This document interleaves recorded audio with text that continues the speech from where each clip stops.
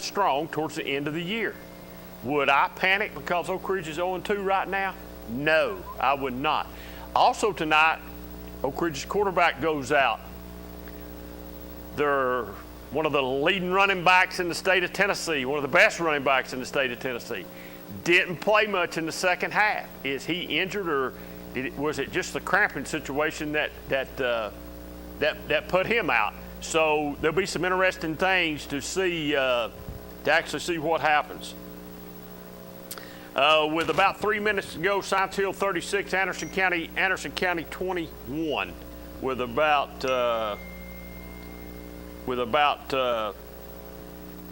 3 minutes to go in that game at AC. When's the last time you can say this? Oak Ridge 0-2. Looks like AC is going to be 0-2, and Clinton is 2-0. I don't think you can say that in the last 30 years. I don't think you can. Somebody that's got some stats or a big stat person can look at that, but congratulations to Coach Keith tonight and the Dragons. Man, they jumped out of the gate. They're putting a lot of points on the board, but congratulations to the Dragons tonight. It's a big win, and what a game next week. But we'll see what happens with 3 minutes to go. AC's pretty powerful. They can score pretty quick, so we'll see what happens. But getting back to Oak Ridge, 2 key players tonight. Now, not only that, an offensive lineman hurt early, carted off, showed it on TV, showed him on the stretcher. Looks like maybe a leg injury. I don't know. I wasn't standing on the sideline, so I didn't get I wasn't told what it was, just what it appeared to be. We'll have to wait and see what happens to all of them. They were talking about the quarterback, talking about something about his arm. I don't know if he had a broken arm last year. I don't know what I just heard the guys on Oak Ridge Radio as I'm traveling here tonight talk about that. So, Tarwater, I don't know if he had a broken arm last year or if he's just recovering from something. I don't know. I just heard them talking about that, so I'm not really for sure. Maybe somebody will call in tonight. But 3 key people, and anytime you lose apparently a veteran offensive lineman up on the front, man, that's a big. It don't matter who it is. That's just a big loss.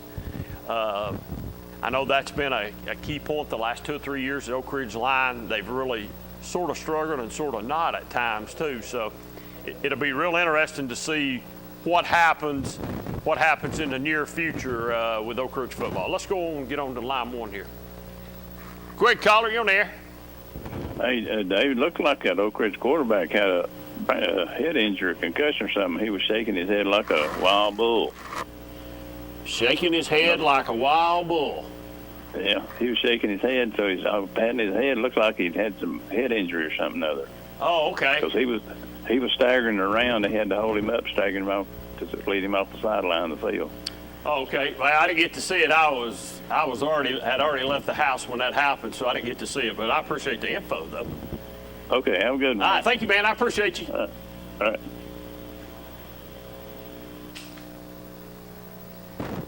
Okay, 483-8112, free medical Friday night scoreboard. Go ahead and give us a call. Like I said, Cox will be with me in a minute, and I'm sure he'll have a little rundown tonight. I don't think Fulton has beat Central in the last 3 or 4 years. I heard the color guy on our side tonight during the game. He said if Fulton won tonight, he would say that Fulton, because he said Fulton, people's been saying Fulton's back. Looks like they're going to win, so I would think next week you can say Fulton's back. And here's just a few points here from the free medical clinic. There's over 14,000 people in Anderson, Morgan, and Rome. Or you could say other areas if that is better. They qualify for no charge primary care, and you could be one. Go to fmcor.org and find out how to get your no-charge care. There are 3 locations for people to get medical help they need for free. Oak Ridge, Harriman, Brownsville. Go to fmcor.org and find out more. So I'll give you some other points here in a while, but we appreciate the free medical clinic. Like I said, they've got 3 locations you can go to. You can go to Harriman, you can go to Oak Ridge, and you can go to Briceville. And I assume, I'm looking to see if it's a Monday through Friday or Monday through Saturday. I do not see that. I just for the talking point. So I'm assuming it's probably Monday through Friday. But go to the free medical clinic if you need some medical help, and let them help you out. Okay. So we do appreciate them and all of our sponsors here at Channel 12 that jump on board and sponsor with us. Like I said, tonight Oak Ridge goes down, our OEB game of the week. They go down to Bearden, 14-9. Oak Ridge loses 3 key players. And I don't know, they could all be back next Friday. But they all 3 were affected tonight. Looks like Clinton, I've not seen a final yet for Clinton. As soon as I do, we'll talk about it, but it looks like Clinton's going to jump out to 2-0. Just a huge turnaround for the Dragons. I've not been told a final yet on AC. There was about 3 minutes to go in the game, and let's see here, I'll tell you exactly what it was. It was 36 to 21 with about 3 to go, and that's been about 3 minutes ago that I was told that. So we'll see if we get another update from AC. I've got somebody there tonight at the game, so we'll see. I've got somebody at the Fulton game tonight. I'm waiting on if that's a final. The Clinton final is 53-13. Appreciate you, everybody, boy. So Clinton, man, they're putting the points. They're putting the points up so far this year. We'll see how that works next week. It's a big rivalry. It's not even a rivalry anymore, folks. Clinton's not beat Oak Ridge in so long. It's not a rivalry game. It's just another crosstown game. It's a big football game. Could it become a rivalry? Yeah, maybe if Clinton wins 8 or 9 in a row here in the next 8 or 9 years. We'll have to see. But to run them, to win one game and you're one for whatever. But it will be a big football game, and I guarantee you that Clinton Stadium will be packed. Like I said, it looks like it's going to be a beautiful playing surface there. If it's done, I don't know if it'll be done. I'm sure that's the goal for it to be done. Looked to me like they still had a lot of work, but might have got a lot of work done this afternoon too. So 483-8112, give us a call. I'm still waiting to see if I can get something from AC. So I've not got that. I've not got anything there yet. I was trying to see the scoreboard. Like I said, Maryville takes Powell out last night.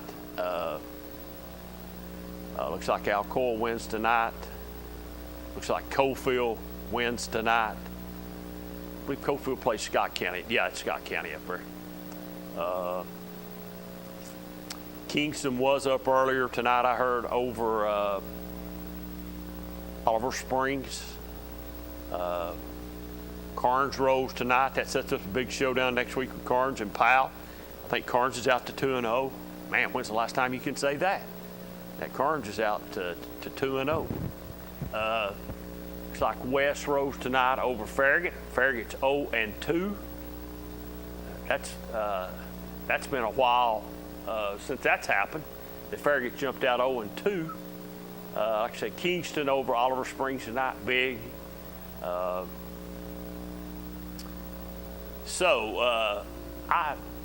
I was wanting to say there was a COVID game tonight that was canceled. I might be wrong.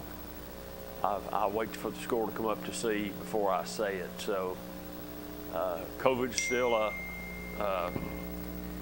we're final in Anderson County. Looks like it's going to be 36-21 AC.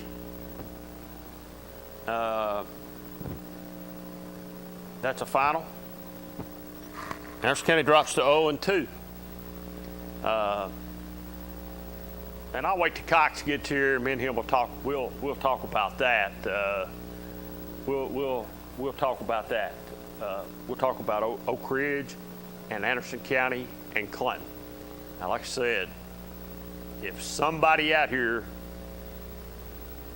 that's a stat person, that's got them, you got to have them, or knows how to get them, and look and see when the last time Clinton was 2-0 and Oak Ridge was 0-2 and Anderson County was 0-2, call me and tell me the year. I'll be shocked if I was even born when it happened. If it has ever happened. I don't know that it's ever happened. That both of those two, all three of those county teams,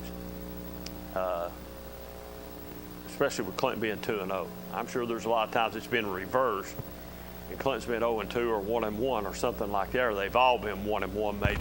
But for Clinton to be 2-0 and AC 0-2 and Oak Ridge 0-2, that's huge. That's huge for Clinton. Big game next week with the Wildcats. It'll be the game of the week. Pre-game comes on at 7 o'clock. Check the guys, and they do a great job, talking high school football and calling the game and bringing you the game. They pick up on everything, and we appreciate OEB being the title game sponsor there. We appreciate the free medical clinic being a title sponsor here on the Friday Night Scoreboard. Friday Night Scoreboard, folks, is one of the longest running shows in the area. I really don't know how long this show's been going, but it dates back to the Ron Berry days and Mike Richardson days doing the Friday Night Scoreboard. And I got lucky a few years ago of coming here just to meet them and wound up being on the show the next Friday night. I don't know how. And I've been here ever since. But this is a great show. Like I said, we appreciate all of our sponsors. Go ahead, caller. You on the air? Hey, Queener, how you doing, sir? Man, I'm doing good. How about you? Doing good. Hey, did Rockwood win tonight? I didn't go over to Sweetwater, so I haven't heard, sir. Well, I can tell you this much. There's not a lot changed in you. You're still a fair weather fan. Yeah, I'm a fair weather fan, ain't I? It's good to hear from you, man. I'm glad you're still kicking, and it's good to hear from you. Yeah, I'm glad to see you're back doing it.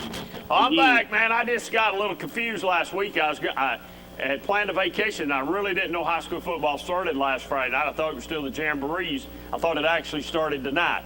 It goes to show you how much I know. So Cox got some people to help fill in. I appreciate those guys coming down and helping Cox last week. And man, let's talk about Rockwood, man. I understand Rockwood's got a really good football team.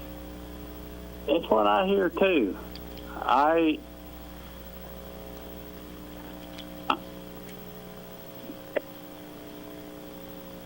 I'm sorry. I have to listen to when you quit talking. I'm sorry, Queener. Just listen on the phone. Listen on your phone. Don't listen on the TV. That's the best way. We're about 7 seconds behind, so just listen to me on the phone. Go ahead, talk. Okay.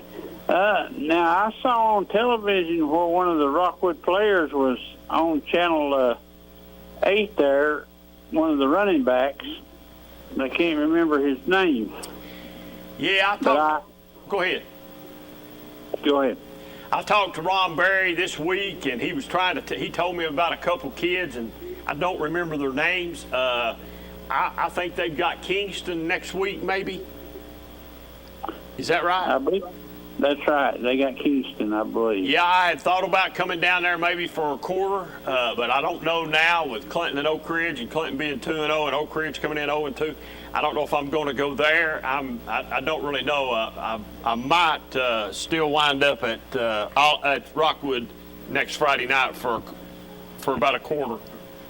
So, and check it out.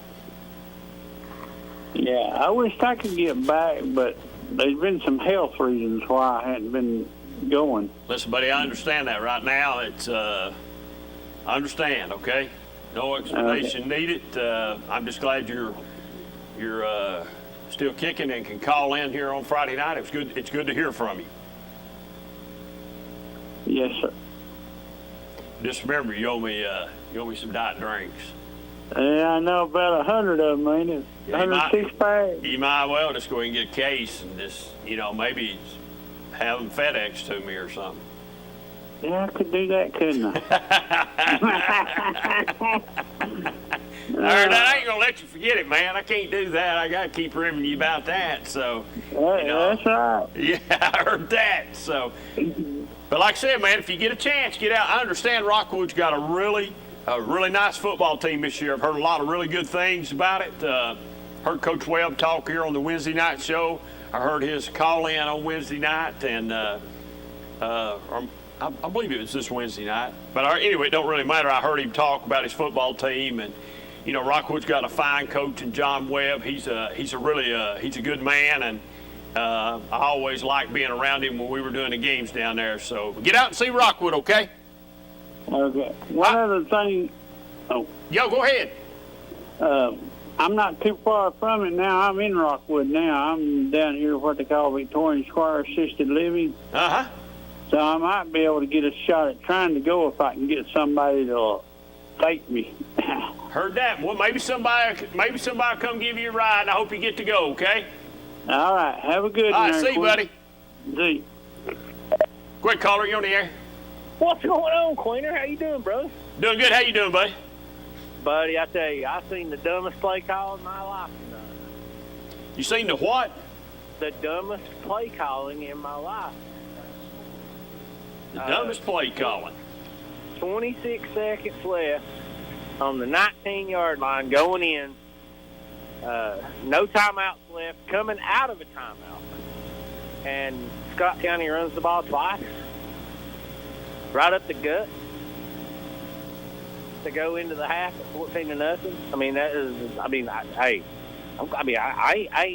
ain't saying I ain't glad it didn't happen, but can you believe that? I mean, you know, high school coaches do a lot of things. There's a lot of rhyme and reason behind some that you don't know, but I don't know. Maybe they were just trying to get into halftime with no further damage. That's just the way I'd look at it, maybe. You got the ball third and 4 on the 19 going in at half, and you run it with no timeout. Well, let me ask you. Let me ask this: did they have any type of passing game? I mean, do they have any type of passing game? When they threw the ball, they were effective, but they were determined to run it. Uh-huh. They would throw the ball down and get to the 20, and then try to run the ball and get stopped. Cofield had 3 or 4 turnovers on downs inside the 20-yard line tonight. They gave us a lot of passing yardage. How's everything going at Cofield right now? I know coming in, you know, having a new coach, replacing a legend that replaced a legend. I mean, man, the pressure's got to be on him. Well, the way I can come at that with the answer that I want to give is Cofield's a small town. You know, I would guess probably 65% of the boys in the high school play football. Yep. And the weight room's been packed for months, daily. And that offensive line is like a bulldozer. I mean, it's a moving object that somebody's going to have to try to stop. The offensive line and the defensive line at Cofield is strong. And the wide receivers are blocking well. Tomlin, if you're listening, you need to catch them passes, brother. But we had a couple of drops tonight that would have been touchdowns.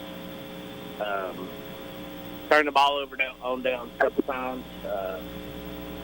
The running backs, the quarterback. Dude, I'm telling you, this team that walked off the field against South Pittsburgh last year as boys is walking on the field this year as men. They're bigger, stronger, and faster than they make games all the way across the board. They have the potential to be great. Well, Cofield's got a special place in my heart. I love going to Cofield on Friday night to watch a football game. I love doing the games down there when we done them. I love being there during the playoff when it's cold. It has like I said, it has a special place in my heart. And Coach Henry was a special type of coach. I always look forward to seeing him at the games. He always made a point to shake my hand and tell me he appreciated me coming. But like I said, Cofield, and I'm so glad that Cofield is doing really well right now. You know, I think about that community all the time. Like I say, Cofield has a special place in my heart. I have a big special place for Cofield. I love that place. Well, I believe it in my heart that if this team makes South Pittsburgh, we're breaking the streak. Well, it'd be big. That's been, you know, whether it's been Greenback or South Pitt. Greenback's no concern this year. They're rebuilding. They got a new coach. Basically, Greenback stinks, and I'm just going to throw it out there like that. Okay. They're no good. They're no better than Wartburg. Wow. I've not heard anybody say that so far, so that's big talk. Well, I mean, they're soft. They're soft cookies. They took the coach that was the kid, their bread and butter, ran him out of town over something. I don't know why he got ran out of town, but he got ran out of town. And apparently he was being too hard on the kids. The parents was mad. They was raising Cain to the scoreboard. He can't talk to my kid like that. He can't do this. He can't do that. He said, you know what? Threw his hands up, said the heck with it, walked away. Now they got a cookie-cutter coach in there that's patting them on the back and telling them everything's going to be okay, no matter how bad they're playing, because he's afraid of hurting people's feelings. Hey, I'm telling you right now, Benson Nature ain't telling them kids in Cofield everything's okay. He's telling them when they fail, they're doing wrong. When in practice, in scrimmages, in games, he's chewing rear end on the sideline, letting them know, hey, you need to do this better, you need to do that better. They missed 7 tackles last week against Wartburg. He brought that up in the interview on WCO. We missed 7 tackles against Wartburg, gave up 84 yards that we shouldn't have gave up. We're going to correct that this week. Well, like I said, I wish him well, man. I wish him well. I know he's got some big shoes to fill, and the man that was in front of him had big shoes to fill. So, looks like the Cofield train is still chugging on down the tracks. I believe it will. Hey, are y'all gonna get into any college football here in a little bit? Yeah, a little bit later on. When Cox gets here a little bit later on tonight, we will. Well, you gonna wait till about 11 or so? Yeah, well, I don't even know what time it is right now. What time is it? About 10:30? Like 10. Yeah, it'll probably be 11:15 as soon as he gets here. He's got to come from Knoxville. So, yeah, we'll do about 11:15, 11:30, something like that. I'll give you a call back here in just a little bit, bro. All right, thank you, man. All right, see you, bud. Quick caller, you on the air? Yes, I was going to let you know it was the Harriman and Wartburg game that was a COVID cancel. Harriman and Wartburg was a COVID cancel. Okay, that's who I thought it was, but I wanted to make sure before I said it was incorrect. Thanks, I appreciate that. Yeah. Okay, thank you. Thanks, man. Hey, let's jump out of here and take our first commercial break tonight, and we'll be right back here in just a few minutes on the free medical clinic Friday night scoreboard.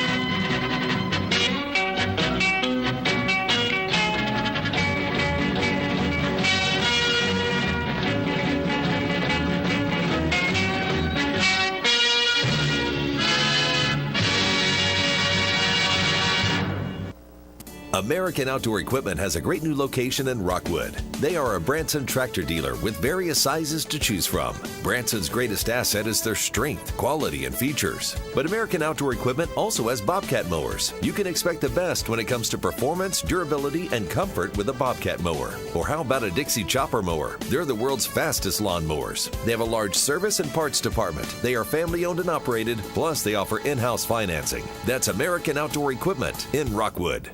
I enjoy living and raising a family in East Tennessee because it's always been home to me. One thing that makes Fox Insurance Group stand out from other agencies is our customer service. Insurance, a lot of times, for a lot of people, is not something they really like to deal with, so I like to be there for them and help them through the process. It makes me feel good when I know my customer can rely on me and trust me. Yes, I'm very excited Fox Insurance Group is now an independent agency. It opens up so many doors for our customers and the agency as a whole, and we're going to be there for you when you need us the most.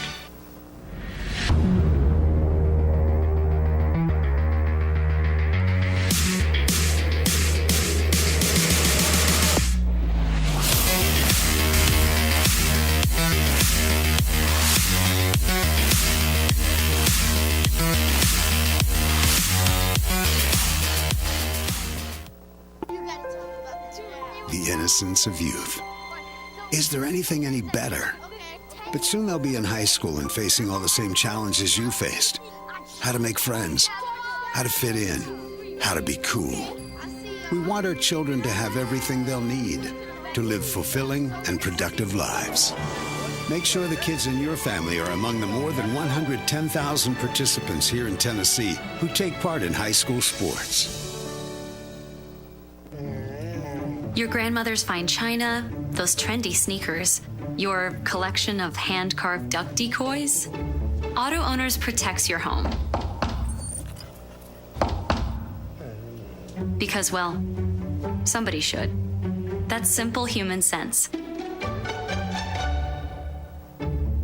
Ask Griffin Insurance Agency in Kingston if Auto Owners make sense for you. Oh, now you do your job.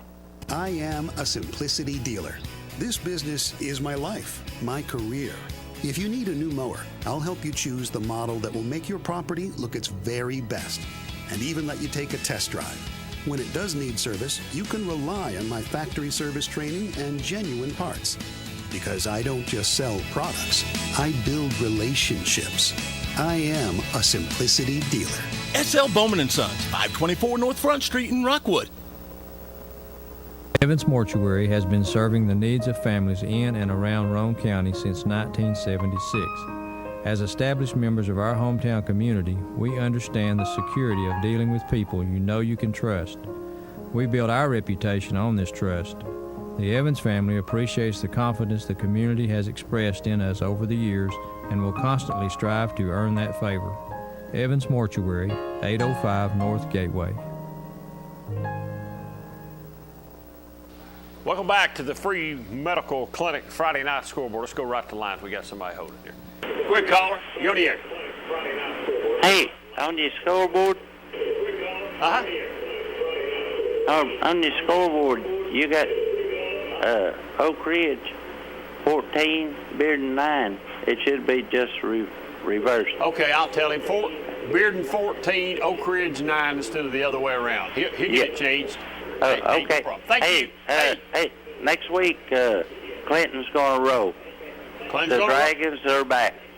Dragons are back. Okay. Sounds like it. We'll see. Okay, buddy. Thank you.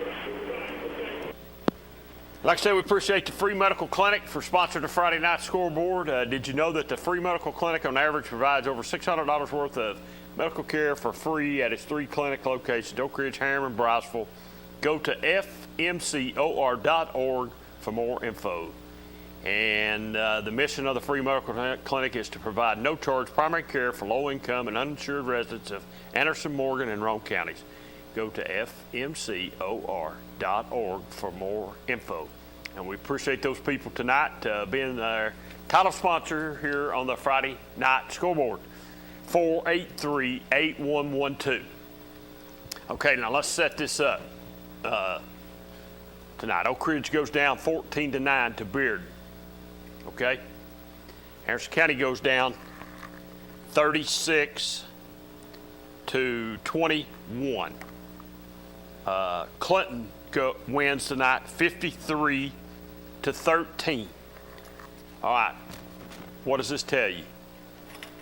Oak Ridge is 0-2, Anderson County is 0-2, and Clinton is 2-0. I am looking for somebody to tell me when the last time, if it's ever happened, but the last time, what year that was, if it's ever happened. I don't ever remember it. I'm talking just those 3 teams. But I will say this about AC. AC has played up. They played Powell. They played Science Hill. Powell's a 5A team. Science Hill is a 6A team, I believe, if I'm right. So AC has played up. Oak Ridge has played, as a matter of fact, South Dole is a 4A team, and Bearden is a 6A team. So that's how it's going on there. So, like I said, if somebody out there knows that, I'm sure when Brad Jones gets here for the ball game tonight, he could go back and do some research on that and tell me when the last time that ever happened. I don't think it's ever happened, okay? I'll just say I don't think it's happened. If it's happened, I don't remember it, but that's huge. Cofield wins tonight at Scott County. They roll on. Alcoa wins tonight. What else would you think? If anybody ever, you don't bet against Alcoa and Maryville. You just don't do that. So, but Maryville School, Powell last night, big time. So they got a dose of big boy football last night and seen how it was. But like I said, I think Rockwood. I've not seen a Rockwood score, just to be honest with you. So I don't know if they won or not. Rockwood was beating, Sweetwater. They were, okay. I'm just now being told Rockwood was beating Sweetwater. We don't know the score yet. Oneida does beat Greenback 17-14. Week 2, usually teams make a lot of. Usually, week 2 teams make a lot of progress from week 1. Didn't see a lot of cramping tonight in the Oak Ridge Bearden game. Did see just a little bit of it on the Oak Ridge side. If it happened on the Bearden side, I didn't see it, but I didn't get to watch the whole game. So I do know Oak Ridge, the running back went out with some cramps. I don't know if that's what kept him out. I know Oak Ridge lost a lineman. They were wheeling him out on a stretcher. Looked like a leg injury. It might not have been. And then Oak Ridge's quarterback, I thought the Oak Ridge radio was saying it was something about his arm, but a caller called in and said he thought he might have had a concussion. So I don't know. I won't even speculate. I'll just say there was some talk. They did replace him, and hopefully it's not a concussion. Hopefully it's not no arm or injury or anything. Maybe he just got dinged up a little bit, and he'll be fine and good to go next Friday night up in Clinton. So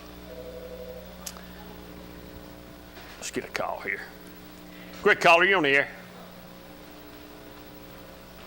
Clinton Anderson County game Sunday or Saturday? What kind of game are you talking about? They had a game with Anderson County and Clinton. It was either on Sunday or Saturday. I know nothing about that. I've not heard anything about that. Clinton and Anderson County don't play each other this year in football, so. Well, I know, but before the game started, it was like they had a game on Friday night with Powell, and then the next day they played Anderson County. Clinton. I'm sorry, ma'am. I don't know nothing about what you're talking about.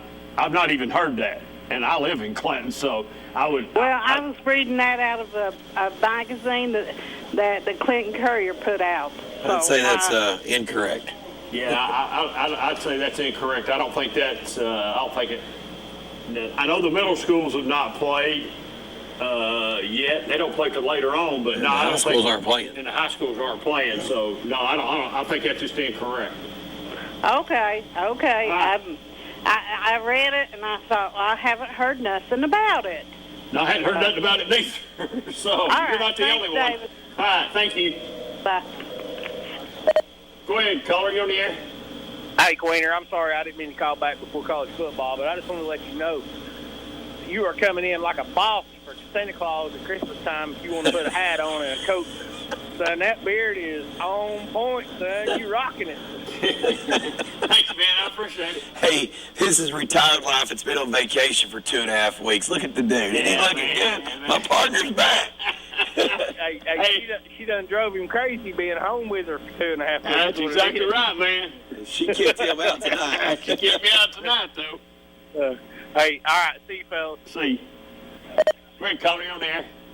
Hey, Queen, that woman called in. She may have a concussion.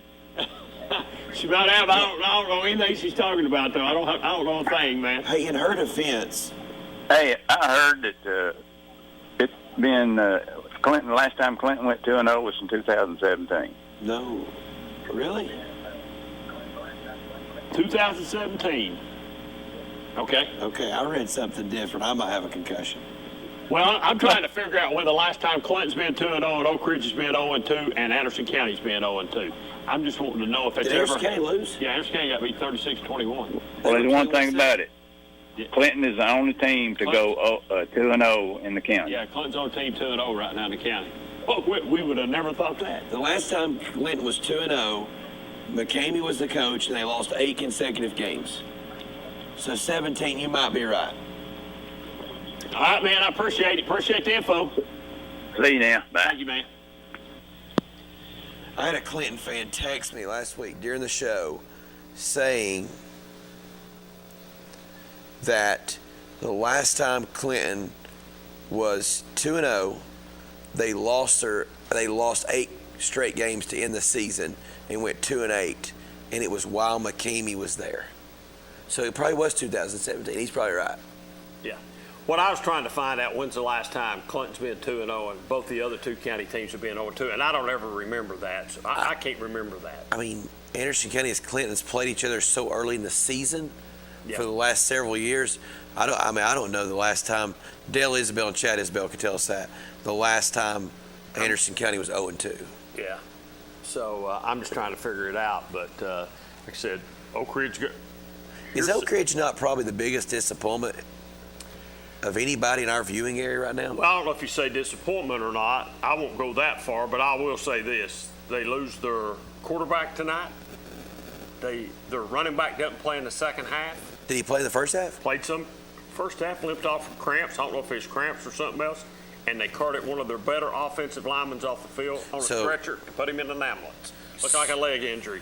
Oh, so man. Right now, my assessment of Oak Ridge, and I'm sure they don't want to hear what I got to say, but my assessment of Oak Ridge is they're having problems on the offensive line right now, and it don't really matter who the running back is. If you don't have the big boys up front to block for you, you're not going to do very well. And the running back didn't play last week. No, he did not.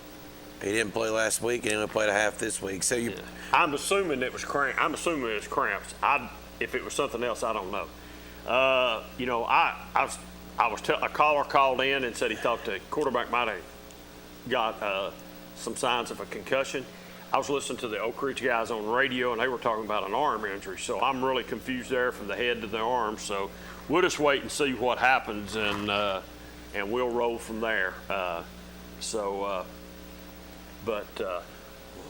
Science Hill is 6A, right? Is that right? Yes. And South Doyle's 4A, right? Yes. Okay, that's what I was saying about Anderson County. That game tonight, we were following that a little bit. Obviously, Justin Long, head coach at Grace, a Fulton guy. Micaiah Smoker, defense coordinator, Fulton guy. And that game at 14-14 at one time, I was in shock. Which game? The Grace South Doyle game. Who won that game? Who wound up winning that game? It was 21-14 last time I heard a score. But was that South Doyle or Grace? Yeah, it was South Doyle leading. But South Doyle, they've got some really good, talented kids. Their running back might be the best running back on this side of the state. Yeah. Quick caller, you on the air. Hey, Queener, I needed to call back. I just didn't have anything to ask. I was talking to my cousin here a while back, and my aunt, she's 90 years old, and we were wondering if any of the Rockwood games were going to be on Channel 12. We will get that schedule up for you tonight during the show. We can pop that up. I don't know that Rockwood is on the schedule. I've not seen the schedule, so I don't know. I'll find out here in a minute. I'll find out. I'll ask it. We're going to pop that up right now on the screen. That way we can. We'll try to get it up. We'll try to get it up for you. Rockwood did beat Sweetwater tonight. Is that correct? Yeah, he didn't. He didn't know it. Like he's like me. I didn't know neither. Okay. You tell me you thought Rockwood. So Rockwood at Harriman will be on TV on September 24th. Rockwood at Harriman, September 24th. 24th. Yeah, we've always got Rockwood 2 or 3 times on there. It's on there once. So that's when it'll be, September 24th. I have one quick more question there that I didn't ask you a while ago, Quinter. What did you think about that guy from Powell that they say that's supposed to be, a lot of colleges looking at him? Myself, I'm not too impressed. It's just me. Caller, I'll give you a good stat on that young man. Last year, he had 17 catches, and he's in high school football. He's talking about the big lineman, I think. Oh, I'm sorry. I thought he was talking about the kid. The Nolan kid. Yeah. I tell you what, in person, he's a big dude that can move. I think he's got, and this is the way it is. If you're a high school senior and you're going to go to college, there's a lot of room for improvement from there. Weight room's number 1, eating right's number 2. And there's a lot for him to work on. I mean, he's bigger than everybody else. Oh, no. I'm not being impressed with him yet. Rockwood blew a 28-6 lead and lost in overtime 36-35. Rockwood gets beat tonight 36-35 in overtime. Oh. I do follow these teams. I was following that one out in the press box, and I knew it was 21-6. Wow. So it went 28-6 and lost 36-35. But that's a long ride home for the Rockwood Tigers tonight with Coach Webb. That stinks. That stinks. That's exactly right. That stinks. Yeah. Hey, Oneida comes back and wins tonight. They were down 14-0. They come back and win 17-14. They got a new coach. Yeah. Coach Lambert went to coach at Cumberland. Cumberland's, Yeah. All right, Colin. Yeah, have a good one. All right, thanks, man. See, there's the final score of that game, 34-27. South Dole over Grace. 34-27. I mean, I'm not taking anything away from the kids at Grace, but the talent level that South Dole has, they handled Oak Ridge pretty good. And could have been worse.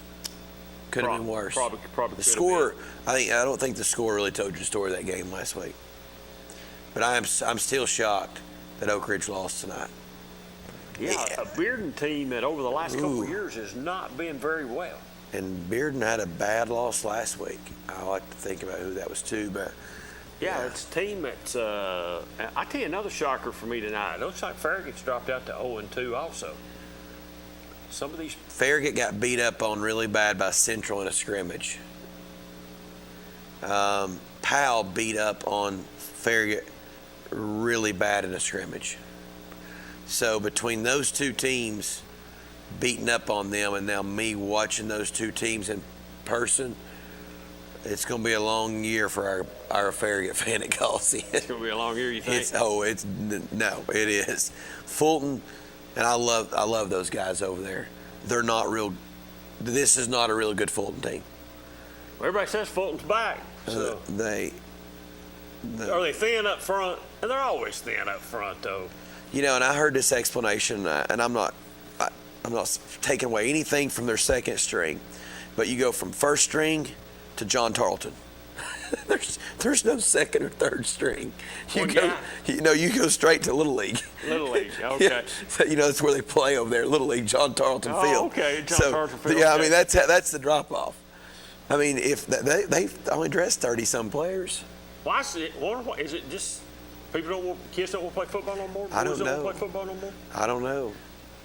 And when you lose, there's a school in Knoxville's probably got about 7 of their kids playing football.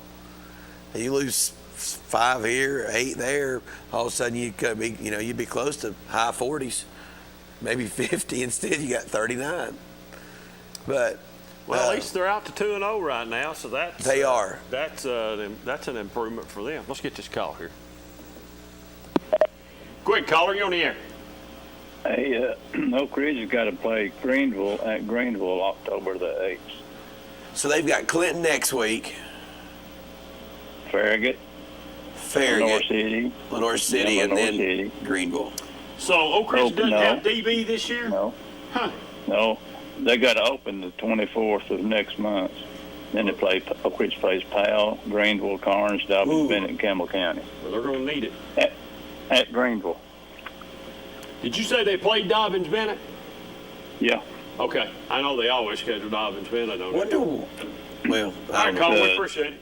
Go ahead. I'm sorry. They got 10-22. They got Dobbins Bennett at home. Hey, caller, I'm going to ask you this question. Why do you think, I get the DB thing, that's been going for a long time. Why would Oak Ridge want to go play at Greenville and not play in Anderson County? Maybe they like getting beat. Like getting beat. I mean, Greenville, historically has been better than Anderson County, and Anderson County seems to be a little less drive. That's true, but yeah, that one. I don't know. I didn't know that. I didn't know they were going to play Greenville. That means they were looking for a date. They've a game if they were trying to find Greenville. Yeah, Greenville won tonight 78 or something, and Oak Ridge got to go up there in October and play Greenville. And I don't know, that might turn into Katie bar the door game there. They better get some things right before then, or you might be right. They better make everybody healthy and recruit some more players. I heard that, man. I'll tell you what, that show on turf against Clinton's going to be something special. That crowd will, if the Clinton faithful don't show up for that. Well, I believe it'll be a huge crowd. Now, don't call in here later in the year. Here's what I've been saying. I don't know if the field's going to be ready. It'll be ready next Friday. Did you see it today? Yeah, I see it today, but man, there's a lot of work that's got to be done. So still a lot of work. Clinton faithful, I know you had to go to West tonight to play a football game, but I want somebody to call in and explain to me why they did not go to Austin East tonight and gain a home game next year against Austin East. So they could have opened up next year. I'll tell you the reason later. I know. But I said it on the air here. Like, I was perfectly safe walking out of there with my 10-year-old and 7-year-old last week. And if that's where you're going. No, I'm not going there. Okay. All right. No. Because I mean, and it ain't, well, it was perfectly fine. Yeah. It was perfectly fine. No, my brother told me he was over there too, and he said it was great. So, yeah. No, that's not where I'm going. I'm not even going there. Oh, okay. So. Well, I told something different. Okay. Because, I mean, I think I would not want to give up a home game. I'd try to make a deal where I wasn't playing a home game somewhere else. Clinton got the gate tonight. I know, but, I mean, how many people from Clinton didn't travel to West? I would say there was a bunch. Yeah. I'd say there was a bunch. And I hope Clinton gets the field ready for next Friday night. I really do. And they're a whole lot closer this Friday night to having it done than they were last Friday night, from what I've been told. So, but there's still, I think, a lot of work to be done. They've still got a lot to do. And the field looks real. I seen it today from top field. It looks really good. I've seen some other shots of it online on some things, but it really looks good. So, it's sad it wasn't ready on time. Yes, it is. But what better way to have it ready on time and welcome Oak Ridge in? Yeah. I think I'd like that guaranteed win against Austin East first. I probably would too.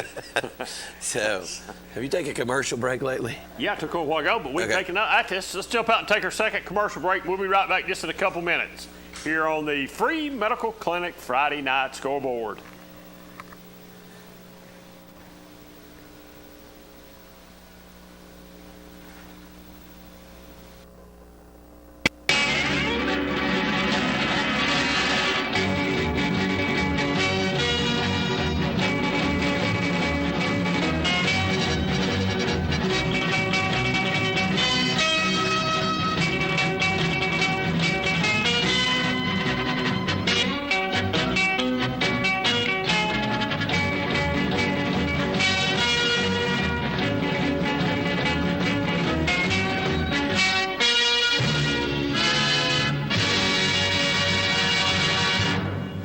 Fox Insurance Group is a local agency. We've got a great staff. We're knowledgeable. The most rewarding thing about working in insurance is taking care of customers. When they come in, a lot of times they don't know what coverages they need. They're relying on us to give them the right coverage that's going to fit their needs, but also at a competitive price. Anybody can go to any agent, or they can call any 1-800 number. But getting that right agent that's going to take care of them and be there in time of need, and that's what we're here to do. American Outdoor Equipment has a great new location in Rockwood. They are a Branson tractor dealer with various sizes to choose from. Branson's greatest asset is their strength, quality, and features. But American Outdoor Equipment also has Bobcat mowers. You can expect the best when it comes to performance, durability, and comfort with a Bobcat mower. Or how about a Dixie chopper mower? They're the world's fastest lawn mowers. They have a large service and parts department. They are family owned and operated, plus they offer in-house financing. That's American Outdoor Equipment in Rockwood. 1952. That's the year Hammers opened the first store in East Tennessee. Now there are 5 stores and there's always something new. Like in Hammers' popular ladies boutique department, you'll find the lowest price possible on new arrivals every week. Find similar deals in the men's department and the expanded rug department. Plus, special purchases always offer surprise savings.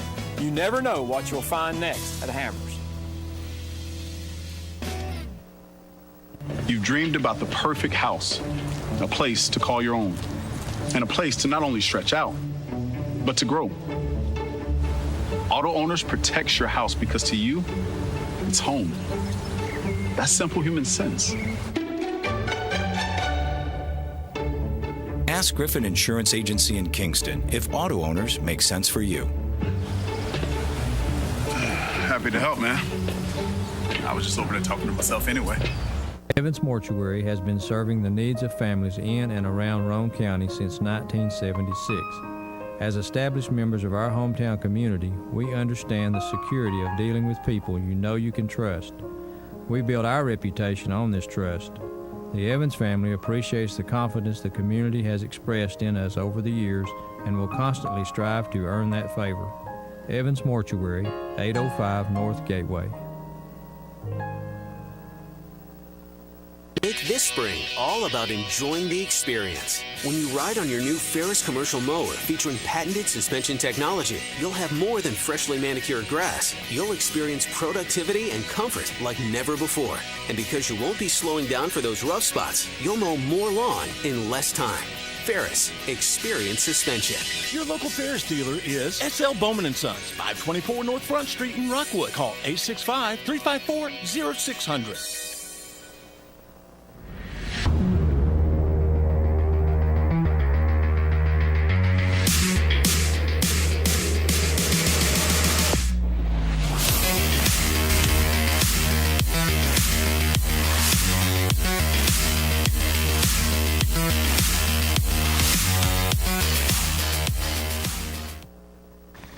Welcome back to the Free Medical Clinic Friday Night Scoreboard. David Quinter, Jonathan Cox. Glad to be here for another year. What kind of crowd tonight at Fulton? Really good crowd. Hey, it's the first time, in 3 years Fulton's beat Central? This is 2018, is that right? Yes, and in 2018, that was a blowout. A lot like that game tonight, but that game then was more it was total domination. Okay, the hard question I'm going to ask you next, what's going on with Central? Is the loss of the coach, is that the main, or just sort of got to retool and rebuild? You lose a coach like Coach Rosser, yeah, it hurts. You lose talent like he did, it hurts even more.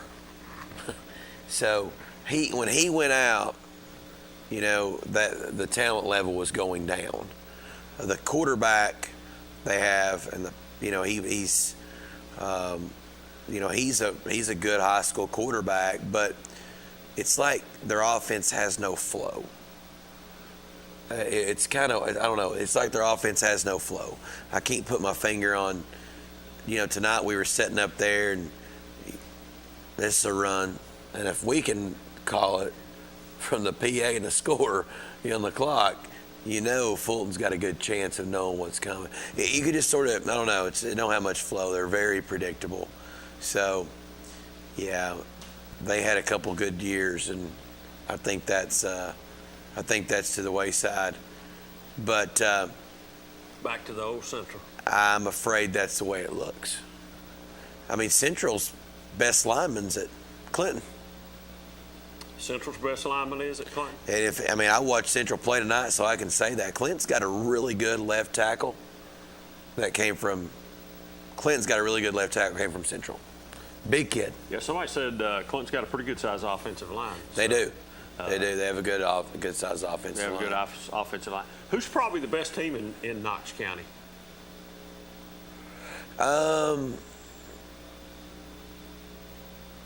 Knox County. Is it Powell or South Doyle? The most talented team in Knox County is Powell. The most talented team. I'll go with the most talented. I can't tell you who the best team in Knox County is right now, but I only got to see Anderson County play Powell for half the third and about 6 or 7 minutes in the fourth, and Powell sort of imposed their will late, and I thought they looked good, and they've got a lot of talent. We know that from the college offers. Yeah, I was told they thought Powell had a little bit more depth than Anderson County, and just the AC sort of run out of gas. Powell's depth took over, plus a little talent there. I would have bought that. I'd have bought what they're selling, but at the same time, it was not on purpose, but I was running a delivery truck today, and Davey was out picking up something, and we run into each other at Chick-fil-A and had lunch together. And, he made a great point. He said it was 3 turn of events that put our defense on the field in back-to-back possessions without getting a break. Not getting a break. The quarterback fumbled the football. No, didn't fumble the football, but they called it a fumble. And then they had an onside kick. So they're literally on the field, 4 times in a matter of 2 offensive plays, 3 offensive plays, and an onside kick. And an onside kick, and they're right back on the field. Yeah. So it was, they run pretty quick. But now tonight, I don't know what happened up there. Good caller, you're on the air. Hey, guys, it's Jesse Smithy. How are you? Hey, Jesse, how you doing tonight, buddy? Hey, not too bad. Just a long, weird night of high school football. Some things didn't happen like we anticipated, much like week 1, but typically happens early in the season, so we'll see if all that gets straightened out as we go. But some surprising finishes tonight. Jesse, if I told you 2 weeks ago, before the season started, that Oak Ridge would be 0-2, Harrison County would be 0-2, and Clinton would be 2-0, what would you have told me I was crazy? Yeah, probably so. I mean, I anticipated a little bit with Oak Ridge, maybe stumbling out of the gates, maybe not to an 0-2 start, but much like they did last year when they started off 2-3, maybe somewhere in that realm, 2-3, 3-2 start. Just with the newness of it all, new quarterback, new offense coordinator, some new transfers, some injuries and whatnot. But seeing Anderson County at 0-2, I know they beefed up their schedule on purpose. I still wouldn't want to see Anderson County. And we talked about that on our show tonight. Like, when they get to the 4A playoffs, they might look like they might have a 6-4 next to their name in the bracket, or a 7-3. Yeah. That's still not a team that you want to watch or face in the playoffs. I don't care what your seeding is. So I'm not worried about Anderson County. I think what they've shown out of the first 2 weeks is they're fully capable of doing some good things in 4A. They've played a 5A powerhouse and a really sound 6A program in Science Hill. So I don't think it's time to press the panic button yet. And again, hats off again for the second week in a row to the Clinton Dragons and Coach Keith getting that win against Austin East tonight. And I know the road's going to get a little bit tougher for them in terms of some of their opponents, but still, when you're trying to rebuild a program, wins like that are good for the kids, good for them to feel good about their work that they put in, to feel rewarded, and certainly something to build off of. I agree with you 100%. Hey, Jesse, we were talking a little bit a minute ago about maybe just all of Knox County football. Who right now would you say is the most impressive team in Knox County? Of the Knox County schools and private schools, is Catholic probably the best team in Knox County? Yes. I mean, they're number 2 in our rankings. They're still working with some newness in their coaching staff, and of course they have a freshman quarterback and a transfer quarterback. And so I still think, though, if you line them up against a Fulton or a South Doyle or even a West High School, they're still going to win that football game, maybe even a Powell. But after that, it's difficult. Yeah. You look at Powell in 5A. You look at West. I mean, there's great things about those teams. You look at Fulton. There's great things about those teams, but there's also some glaring weaknesses that they're going to need to improve upon over the next 3 to 4 weeks before they really get into jockeying for position for playoffs. So I don't know if there's a dominant team in Knox County, but I think you certainly got to start with Catholic and then look at programs like Powell and South Doyle and West, and Carter's got a chance to go to 2-0 tomorrow night when they play Sevier County, and again Fulton 2-0. We even got Carnes at 2-0 for the first time in more than 2 decades, and their running back ran for 354 yards tonight, and that's why the Vols are after him. So it's hard to project right now. Bishop's youngest brother plays football with Tate. Wow. Does he? Yeah. Does he run? Does he run like that too? Yeah, I said, Tate, just hand the ball to him, man. He'll score. Yeah, I mean, it's just got to be in the bloodline somewhere. Yeah, you don't want to just question the bloodline. You just go with it and let it do what it does. Yeah. I said, son, if you can just hand him the ball, he'll score. It'll all be good. But, what I was going to say a minute ago, I think Powell is very talented. As far as those schools go.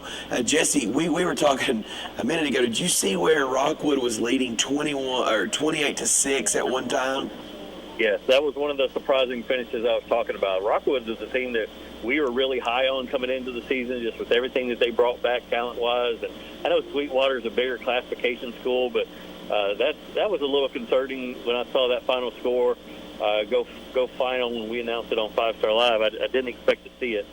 Just because of how big that lead was. But nevertheless, I know John Webb will have that team ready for playoffs. And, again, with all the talents that they have out on the field, they're going to certainly be somebody to be reckoned with at 2A. But certainly that did shock me tonight.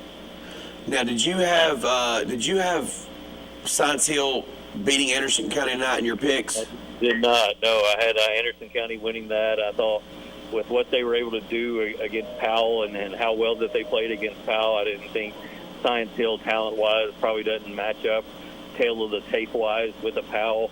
I just thought that they would kind of take that momentum. It's not a moral victory or anything like that for Anderson County, but I just thought that that game would go their way, and I haven't been able to really take a look at what happened highlights-wise or even break down the box score. But, again, I think Anderson County is going to be fine. Now, if they're still dropping games and they're 0-3, 0-4, and they're putting themselves behind the 8 ball to try to get into the playoffs, and that's reason to panic. But I still like that program. I still like the skill guys that they have, and so I'm not gonna worry about Anderson County just yet. I agree with you. I think they'll go to 2-1.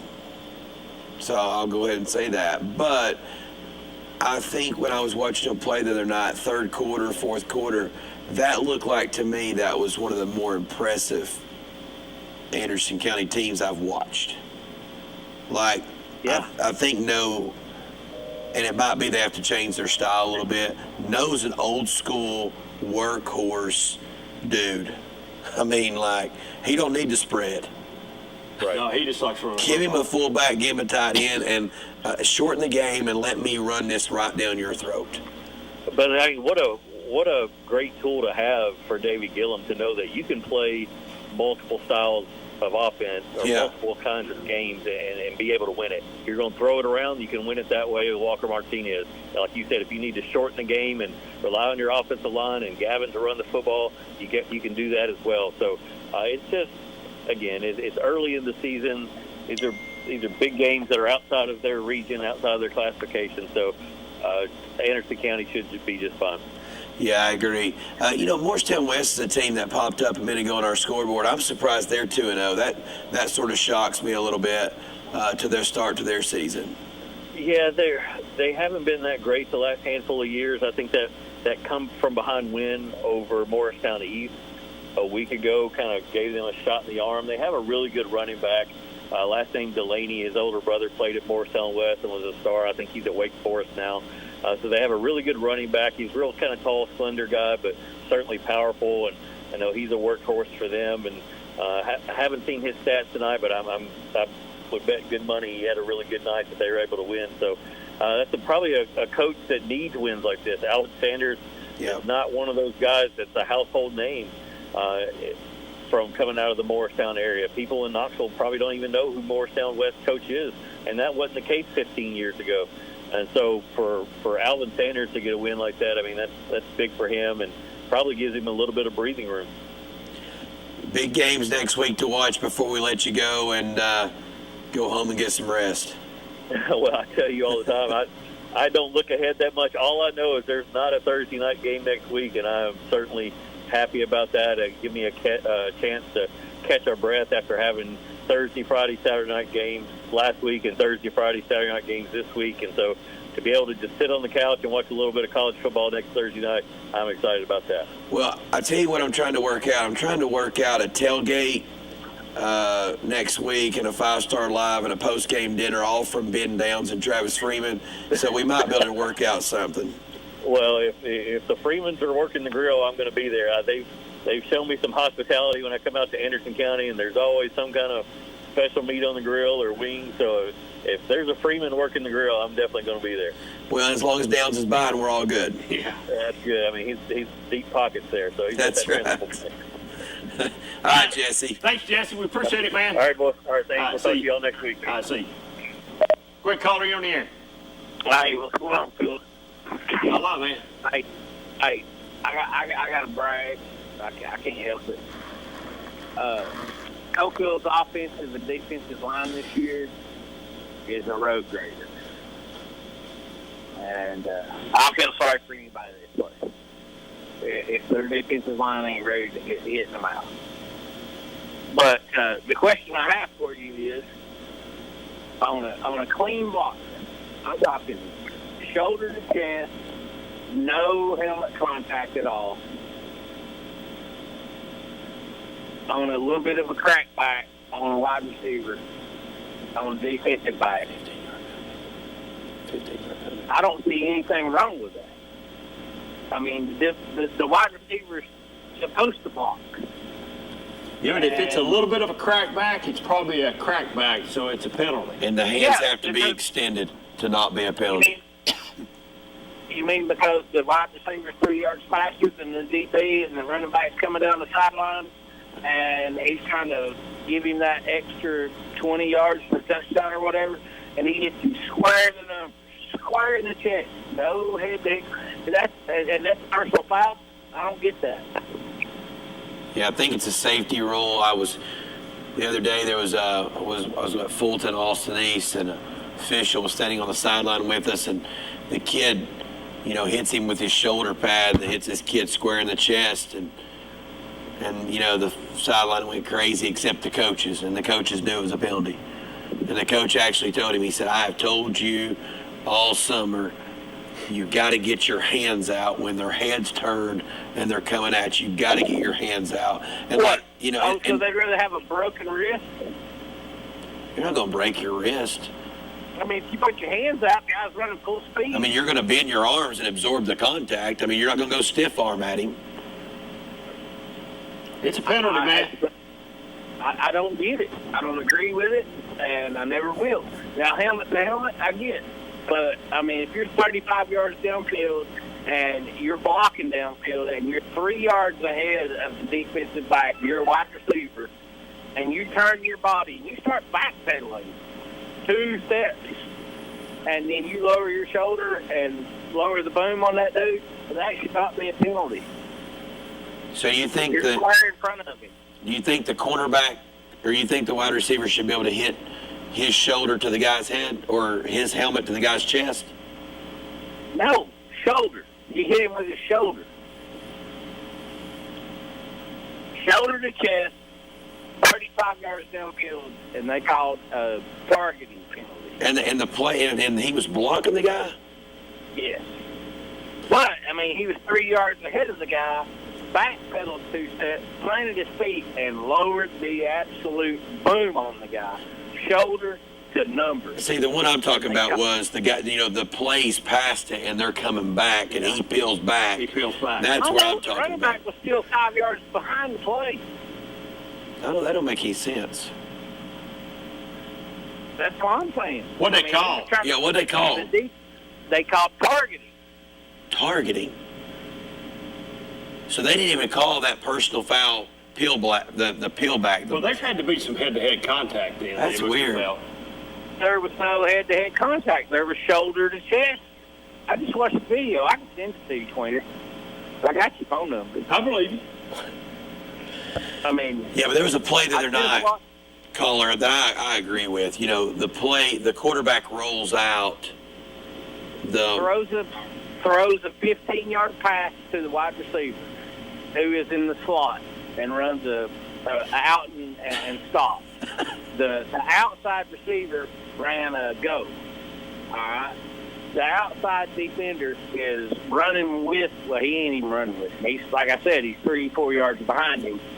And then the guy that catches the pass is running down the sidelines on the outside right-hand shoulder of the other wide receiver, who puts his foot in the ground, takes him 2 steps to stop. Of course, you know, he's running wide open and back steps a couple times. And, I mean, lowered the boom on the defensive back. Shoulder to chest. I mean, laid him out. Yeah, I just got a text from an official, and it said anything that's going, you have to lead with your hands on a crackback blindside block. Well, he didn't lead with his hands. He cracked back and he got him, son. I mean, but still, I mean, how's that? I mean, how's that football, man? That's soccer. Safety rule. Yeah, I mean, I agree with you. I mean, I was watching, and I'll never forget, like, the NFL and the quarterback rule. I mean, some of that stuff, you know, you're flying around at a high rate of speed with those big guys. Yeah. I mean, I understand that the NFL, the quarterback is the biggest part of the game, and those rules are bogus, but I think this is just more of a safety. Agree or disagree, I understand what you're saying. It changes the game and, you know, the punt returns and all that, but I think it's just about keeping kids safe. It was the difference in a 42-7 win versus a 35-7 win. So it about cost you the game? No, but, I mean, still, I'm just saying, it's not what I call football. I mean, it's not right. I mean, the game it's a brutal game. Tough game. Well, we'll call and see if we can change the rule just for you. Well, no, are you in disagreement with me, Queener? Are you soft? Oh, I'm not soft. I just said if the rule is you got to extend your hands to do it legally, then that's the rules. It don't matter whether it's soft or not. You can't do it that way. Hey, wait a minute. You can't do it that way anymore. They need to go back to the coaching aspect of it and re-coach and coach it the right way. You know what I bet? I bet they've coached it the right way. No, I'm not soft. It don't bother me a bit. I'm not the one getting hit, so I could care less. I don't know who you are, but one of my guys just texted me and said, I know the caller, and tell him he's soft. Derek, he's soft. You tell the guy that texted you, I ain't soft. Yeah, you're soft. They said you're soft from Wartburg. So anyway, that's the point. Wartburg? Nobody. Yeah, buddy. Nobody. All right, man. We appreciate you calling. All right, see you, fellas. See you, man. See you, bud. He's weak. He'll call back here in a minute. He'll want to talk college football or something. Is he a Heupel fan? He's left Florida and now he's a Heupel fan, and you know they're talking big things at Tennessee. There's big things might happen over there. What do you think, Cox? You shaking your head? Yeah. You'll be over there next Thursday night at the game. I will. That's exactly right. You'll be shaking your little orange pom-pom shaker. I don't have a shaker or pom-pom. Your wife does. Right? But I will say this. I guess we'll get into it later, but when they come out and said the defense looked really good and won that scrimmage against the offense, that's scary. That's scary. It is. I don't know what Heupel's going to do. I know we'll talk about it here in about 10 or 15 minutes. I don't have a clue what Josh Heupel's going to do. I thought Pruitt was all right. Apparently not. Apparently there's some things being talked about Pruitt that's just really, man, I mean, it's just really. Nice hire, Phil. Yeah, nice hire. I mean, I understand it was his way or the highway, and I understand that to a certain extent, but golly, there's just some things being said that's just almost unbelievable. Maybe it's not. Maybe that goes on at every college campus with every head coach because of ego stuff, and I don't know. Cornbread was lost. Huh? Cornbread was lost. Yeah, I heard that. Yeah, Cornbread didn't know what was up. Well, you know, the thing that all I heard last week was everybody was talking about Alabama. Alabama this, Alabama that. Where I was right in the heart of Alabama country, you know, so that's all people talked about it. Where I was staying was talking about Alabama, man. I mean, that's all they were talking about. It's Alabama. Well, Alabama for good reason. Do you think, let me ask you this question. I heard this question asked this week. Do you think eventually Nick Saban runs out of retooling every year? You think eventually? No. You don't think he does? No. And Do you think Oklahoma and Texas coming in the SEC is a good thing or a bad thing for Alabama? Not for everybody else. Alabama. Doesn't change them one bit. Not one bit. It might even help them get kids from Texas. Here's who I think it really affects. Your Kentuckys. Oh, for sure. Your Vanderbilts. Your Tennessees. Missouri, Mississippi State. Yeah. Ole Miss. Maybe even Arkansas. Won't affect Florida. Won't affect Florida. Won't affect Alabama. No. Will it affect Auburn? Won't affect Georgia much. Could affect Auburn. Okay. A little more than it would Georgia. So that's bringing those two schools in. That's what, you know. Steve Sarkisian took that job knowing they were going to the SEC. I don't know if that's a good play for the SEC or not. I mean, I really don't know. I'm all about the competition. Don't get me wrong. I think the competition's great. I mean, you know, I can root for Alabama to beat Texas and Oklahoma as well as I can root for anybody else. So I personally myself, I hope they come in and really have a hard time. I don't think that'll happen. I tell you who the pressure's on tomorrow night. First college. I'm gonna put him on the hot seat right now. First college coach on the hot seat. He's on the hot seat right now.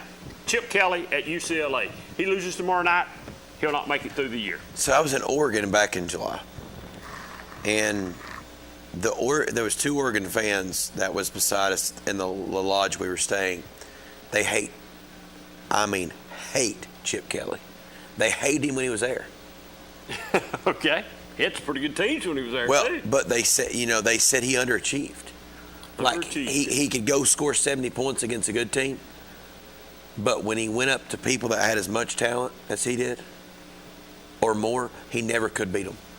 I think they're mad because they didn't win a national championship too, probably. And they feel like they had a chance to win a national championship. You can't let those opportunities slip away very often. Not when you're playing a Pac-12 schedule. No, not when you're playing a Pac-12 schedule. I understand that probably better than anybody, but. Anyway, week 2's in the book around here for high school football. It'll be really interesting to see what comes off next week. There's some big games next week in there. And you talk about Rockwood. Let me tell you how quick Rockwood's got a rebound. I think Rockwood's got Kingston next week. That's right. That's a big game. I don't know where it's at. You know, it's at Rockwood. I do know where it's at. Barry told me that this week when I talked to him. Is it in 2 weeks? Oh, I thought it was tomorrow. I thought it was next Friday. Okay, 2 weeks. That'll be a big game. I don't know who Rockwood's got to rebound to this week, but still yet they got a huge game coming in a couple of weeks. So change the subject a little bit. I was just trying to look through some stuff to talk about. The kid from Carnes, the Bishop kid that Tennessee's offered, 354 rushing yards, 5 touchdowns. Hold on. Through 3 quarters. Has he got some size on him? He's got a little bit of size, but he can fly. He can fly. And then I just realized this. Anderson County was leading that ball game 21-17. And on 4th and 16, Science Hill throws a touchdown pass to end the half. And misses the extra point. Yes, they were up. Yes, that's correct. I understand from a text I got a while ago, Anderson County had a lot of cramps tonight and looked gassed at the end from what I was told. If that's true or not. Central did, and Fulton had kids playing both ways, and Central's one having cramps. Yeah. Usually by week 2, 3, you shouldn't be having that problem. Go ahead, caller, you on the air? What's going on, Quinter? A lot, man. You was talking about how quick Rockwood's got a rebound. Next week, Rockwood's got Cloudland, and I mean, we all know Cloudland up there on Rome Mountain, they're not an easy team. I mean, not no pushover, so I mean, they've got to rebound pretty quickly. Yeah, if they're going to Cloudland, they do. Hey, that's always a tough place to play. They're not going to Cloudland. Cloudland's coming to Rockwood, so I mean, that's a good thing for Rockwood. That's still a tough game, man. It's still a tough game. Then they got Kingston the following week, so they got to get their stuff back together and get rolling.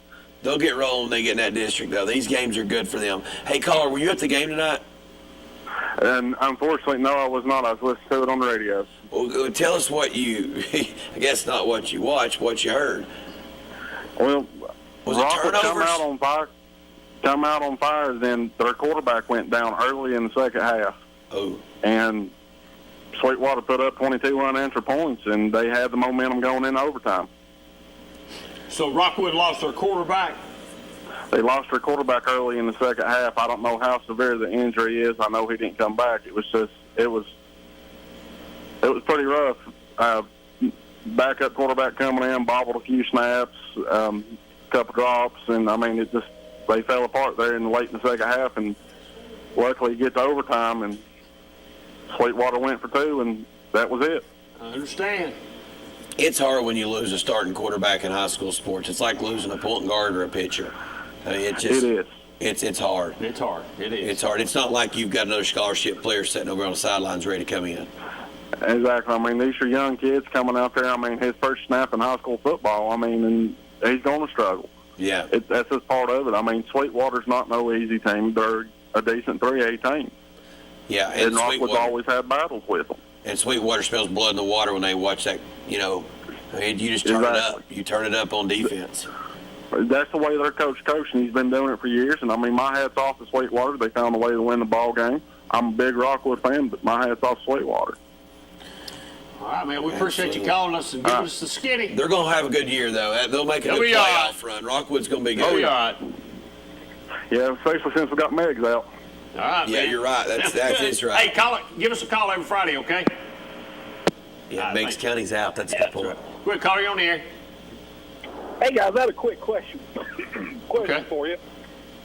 How many guys on Oak Ridge roster do y'all believe is a college prospect?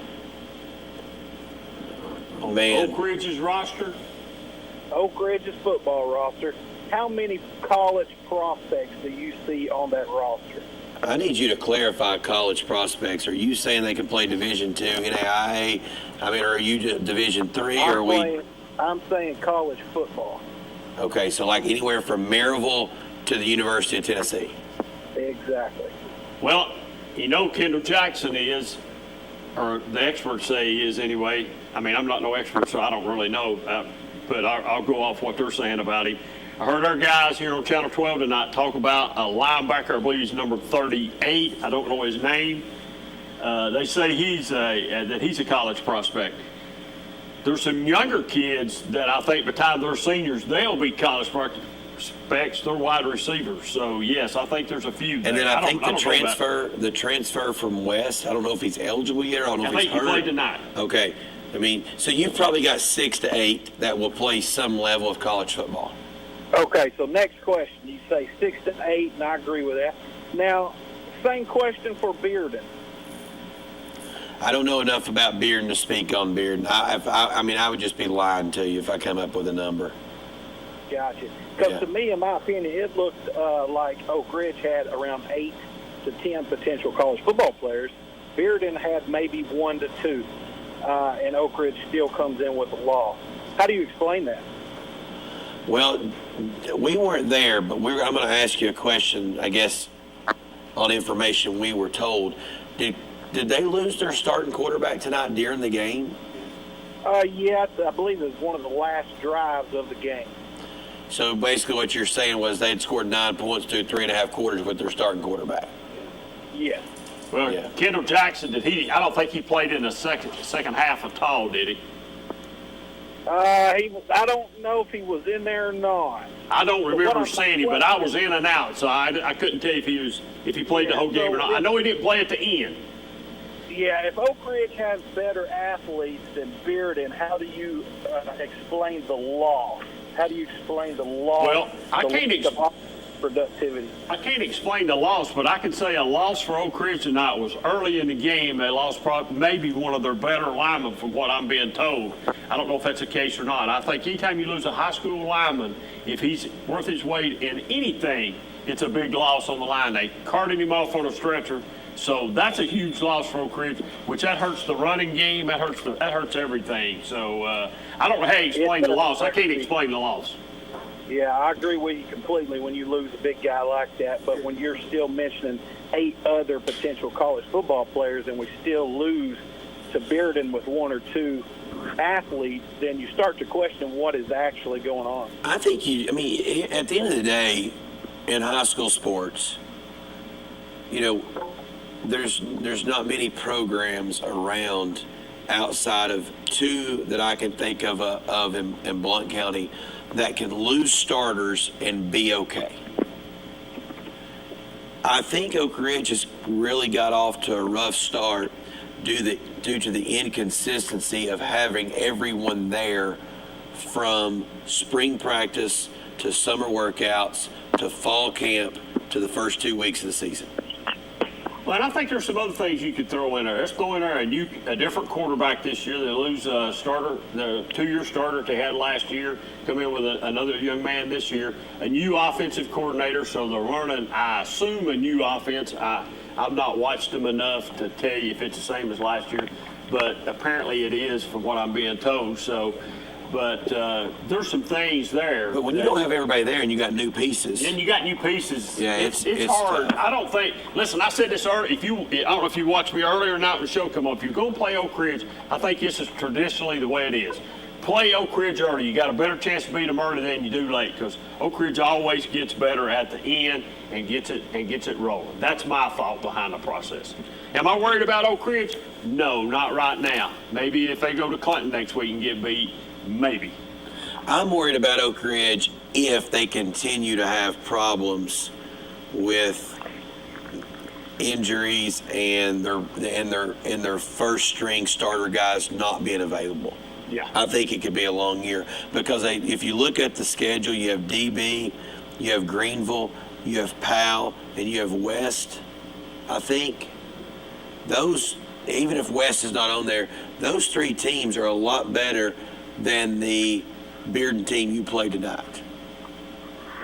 Yeah, I agree with you. It's just disconcerting when you look out there on the field and you see a squad with more talent lose to a squad with less talent. I'll hang up and listen. Thanks, guys. And I'll make a comment on that talent thing.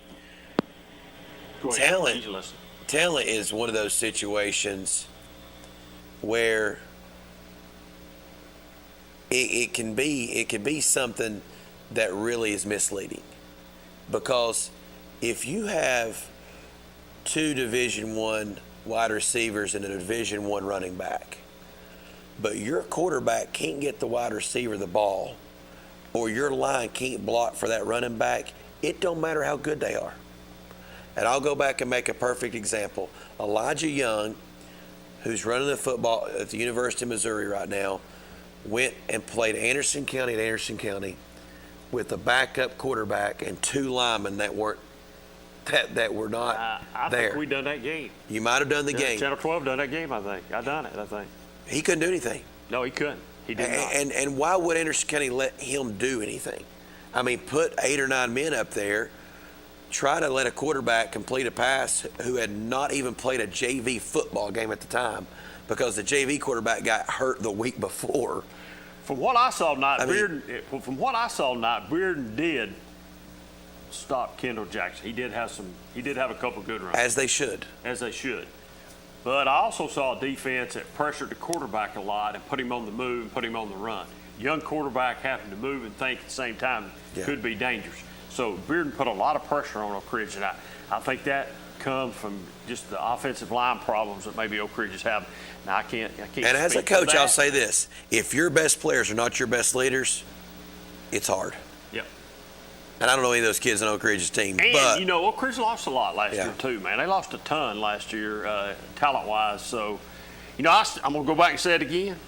You're going to beat Oak Ridge, you get them early. Don't get them late, because late they'll play a whole lot better. And we talked about that last week. We sure did. So. Hey, let's jump out and take another break here on the Free Medical Clinic Friday Night Scoreboard. We'll be right back just in a couple minutes.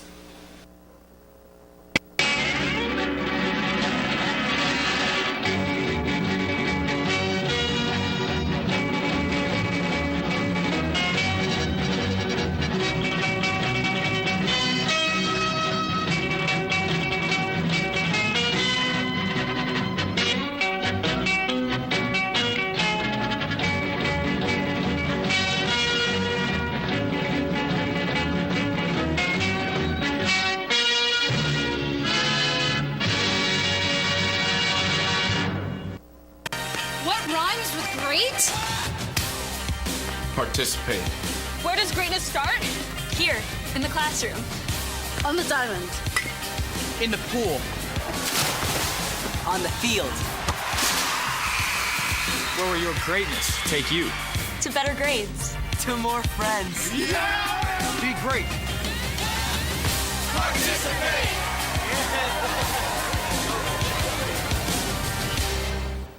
I enjoy living and raising a family in East Tennessee because it's always been home to me. One thing that makes Fox Insurance Group stand out from other agencies is our customer service. Insurance, a lot of times, for a lot of people, is not something they really like to deal with, so I like to be there for them and help them through the process. It makes me feel good when I know my customer can rely on me and trust me. Yes, I'm very excited Fox Insurance Group is now an independent agency. It opens up so many doors for our customers and the agency as a whole, and we're going to be there for you when you need us the most. You call your agent with a simple question, only to get sent to voicemail again. We pick up the phone. Did you get this? Hello, this is Sam. How can I help you? Like I said, we pick up the phone because it's ringing. That's simple human sense. Ask Griffin Insurance Agency in Kingston if auto owners make sense for you. Hello, this is Sam. Evans Mortuary has been serving the needs of families in and around Roane County since 1976.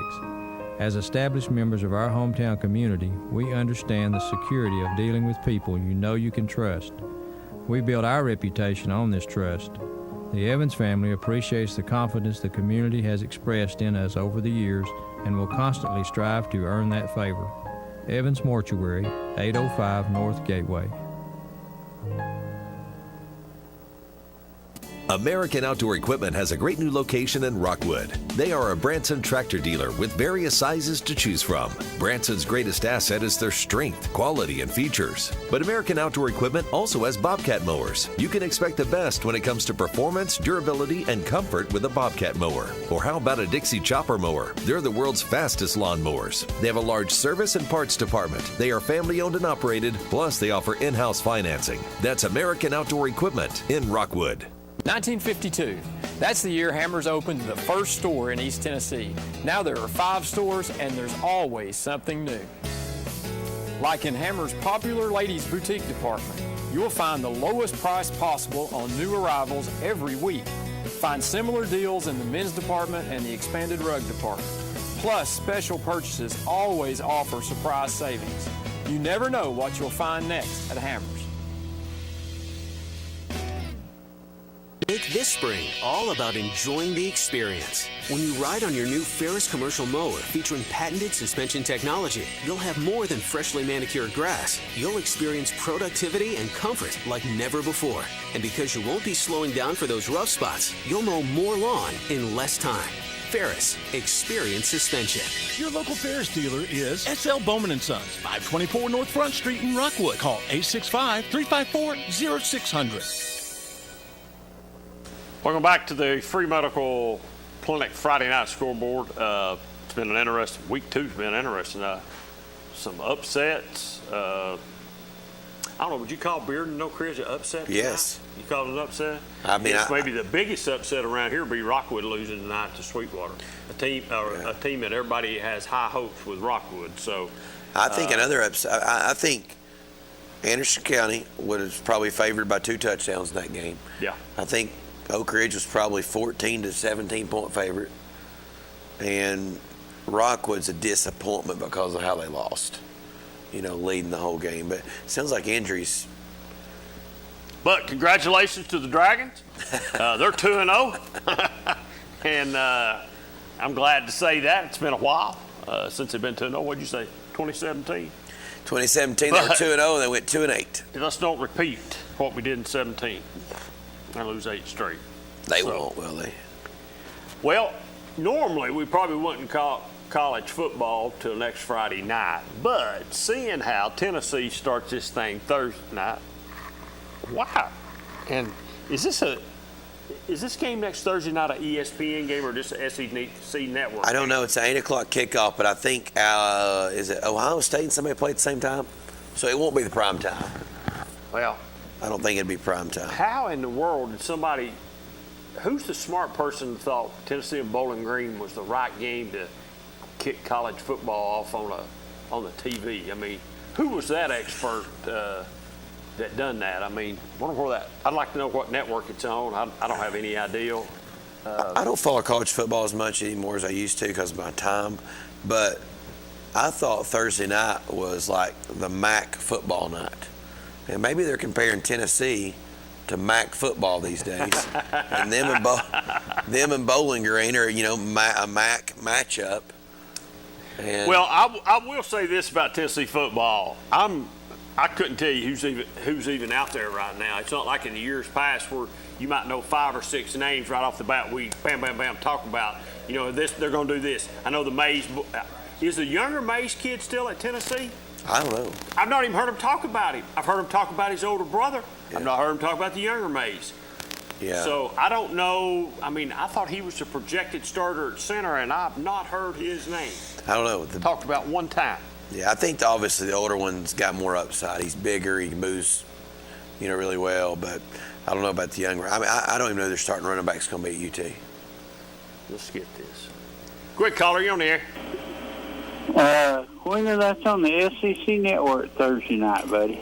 SEC network. Thank you, man. I appreciate it. Does Ohio State have a big game on prime time that night? Is that one of the big games on Thursday night this year? Or first week? We lost him. Hello. I believe I've seen some games that they're having on, like Georgia and them are playing some big games. Yeah, and I think, too, there's a big game on Memorial Day or Labor Day. Yeah, I think on that Monday. Yeah. All right, caller, we appreciate it. Thank you. All right. Yeah, Ohio State and Minnesota open up Big Ten conference play right out of the gate at Minnesota on Thursday, September 2nd. That's a big game. That's a game everybody will watch. And then Ohio State plays Oregon the next week. That's another big game. So there are obviously some big games on that Thursday night. I'm not a big Thursday night football guy. I just don't think college football's made for Thursday or Friday. College football's Saturday. Play college football on Saturday. It's a Saturday game. Sunday's for the NFL. Friday is for high school. Thursday, it's for high school too, but middle school. Don't play college football on Thursday night. Or Friday night. I don't agree with that. I don't understand I don't understand that. And we all know what it's about. It's about the dollars, man. And their contracts are so large, you're going to play when they tell you to. You don't have no choice. But for high school, if you looked at that Oak Ridge crowd against South Dole, and then you went to the Anderson County Powell game, you see why football's supposed to be played on Friday night. That atmosphere versus this one up here, not even close. Not even close. And the person that called in asking about the college and all that, my question a little bit back to the Oak Ridge people is, why does Oak Ridge not pack that place out anymore? I don't know. Are they fair weather fans? Are they passed on, or just? I think a lot right now maybe has to do with COVID. That's just me, okay? Because the age of their crowd would be concerned with COVID? Yeah, I would think so. Yeah. Okay. I would think we all ought to be concerned with COVID. I mean, I will say I will be shocked if we make it through the year, and because we already had a COVID cancellation tonight. 3. So there's 3 on Coach T tonight. See, that's what I'm saying. So I think this could be a year that it really gets filed up, maybe. So college football starts tomorrow? Yeah. August 28th. Nebraska plays Illinois tomorrow. Yeah. College game days in Atlanta, I think, tomorrow for, I can't remember who it is I'm talking about. It's somebody that would have never got it, but they're opening up in Atlanta. Really? I can't think who it is. You're right. Hawaii plays UCLA tomorrow night. Yeah, tomorrow night, buddy. And then Thursday, you should see the late. Get this call. Quick caller, you're on the air. Hey, David, how's things down in Florida, brother? Good, man. I didn't want to come back, but I was afraid Cox would send somebody after me. Well, I think Cox, he's a little bit more comfortable tonight there. He had to Sleepy-Elm Miller bookended him last week there, and I think he was a little uncomfortable there. So I think he's in a little better shape tonight there. Miller's tank top with that hair sticking out the top had me nervous. I was just going to comment on that caller there that called in that acted like he was just dumbfounded how Bearden could beat Oak Ridge. I'm 65 years old. I've been watching sports all my life there, and you know, if you just went by the lineups and the predictions and everything, they wouldn't even play the game. But you know, the best team don't always win, David. You and Jonathan both know that.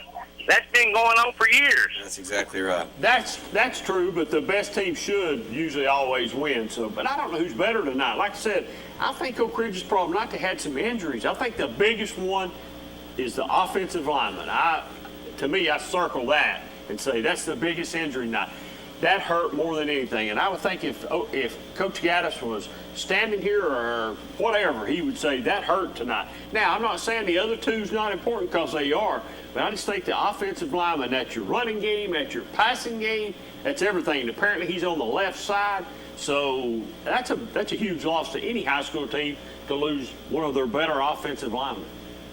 It definitely does make a difference there, but you know, you can't pencil in heart, guts, determination, and all that. You know, some nights a team with less talent there, that they may just show up and outplay a team that's better than them, and it's happened for years, and it's going to continue.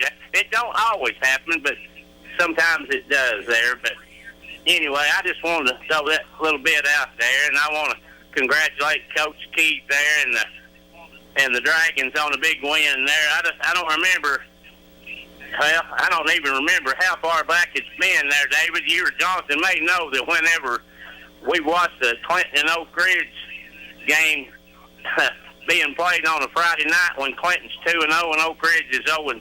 That's just, it don't sound right, but looking forward to watching them down there on the new field there next week, and we'll see what happens. Well, we will. And like I said earlier, Coach Keith is he's a good guy. He's a hard worker. I'll say one thing about him, man. He's all about Clinton. He's 100%. He's all in. So there's not a better guy than Coach Keith as far as I'm concerned. I like him. Really. I like him a lot. He's a straight shooter, and I'm sure the kids do. I'm sure they don't like him. They probably love him, but he does have the program turned around. It's nice right now to be 2-0, but we'll see how far Clinton's come next Friday night. That'll be their first real test as far as I'm concerned. Absolutely there. You know, he seems like he's kind of a hard-nosed, old-type coach there. You know, kind of reminds me of course, David, I know you remember Coach Ken Honey that was there at Clinton for a number of years. Yep.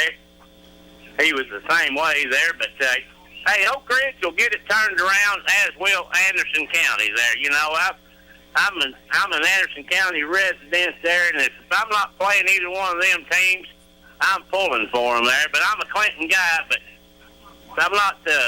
if I'm not pulling for Clinton, they're not playing either one of them, I'm for them guys, and I guarantee you Oak Ridge and Anderson County both will get it turned around at some point. Oh, yeah, they will. That's not no problem, Dave. There's 8 more games left to play. Speaking of, I wish somebody from Anderson County that was there tonight would call and give us an update. We've got a couple updates from, the Oak Ridge.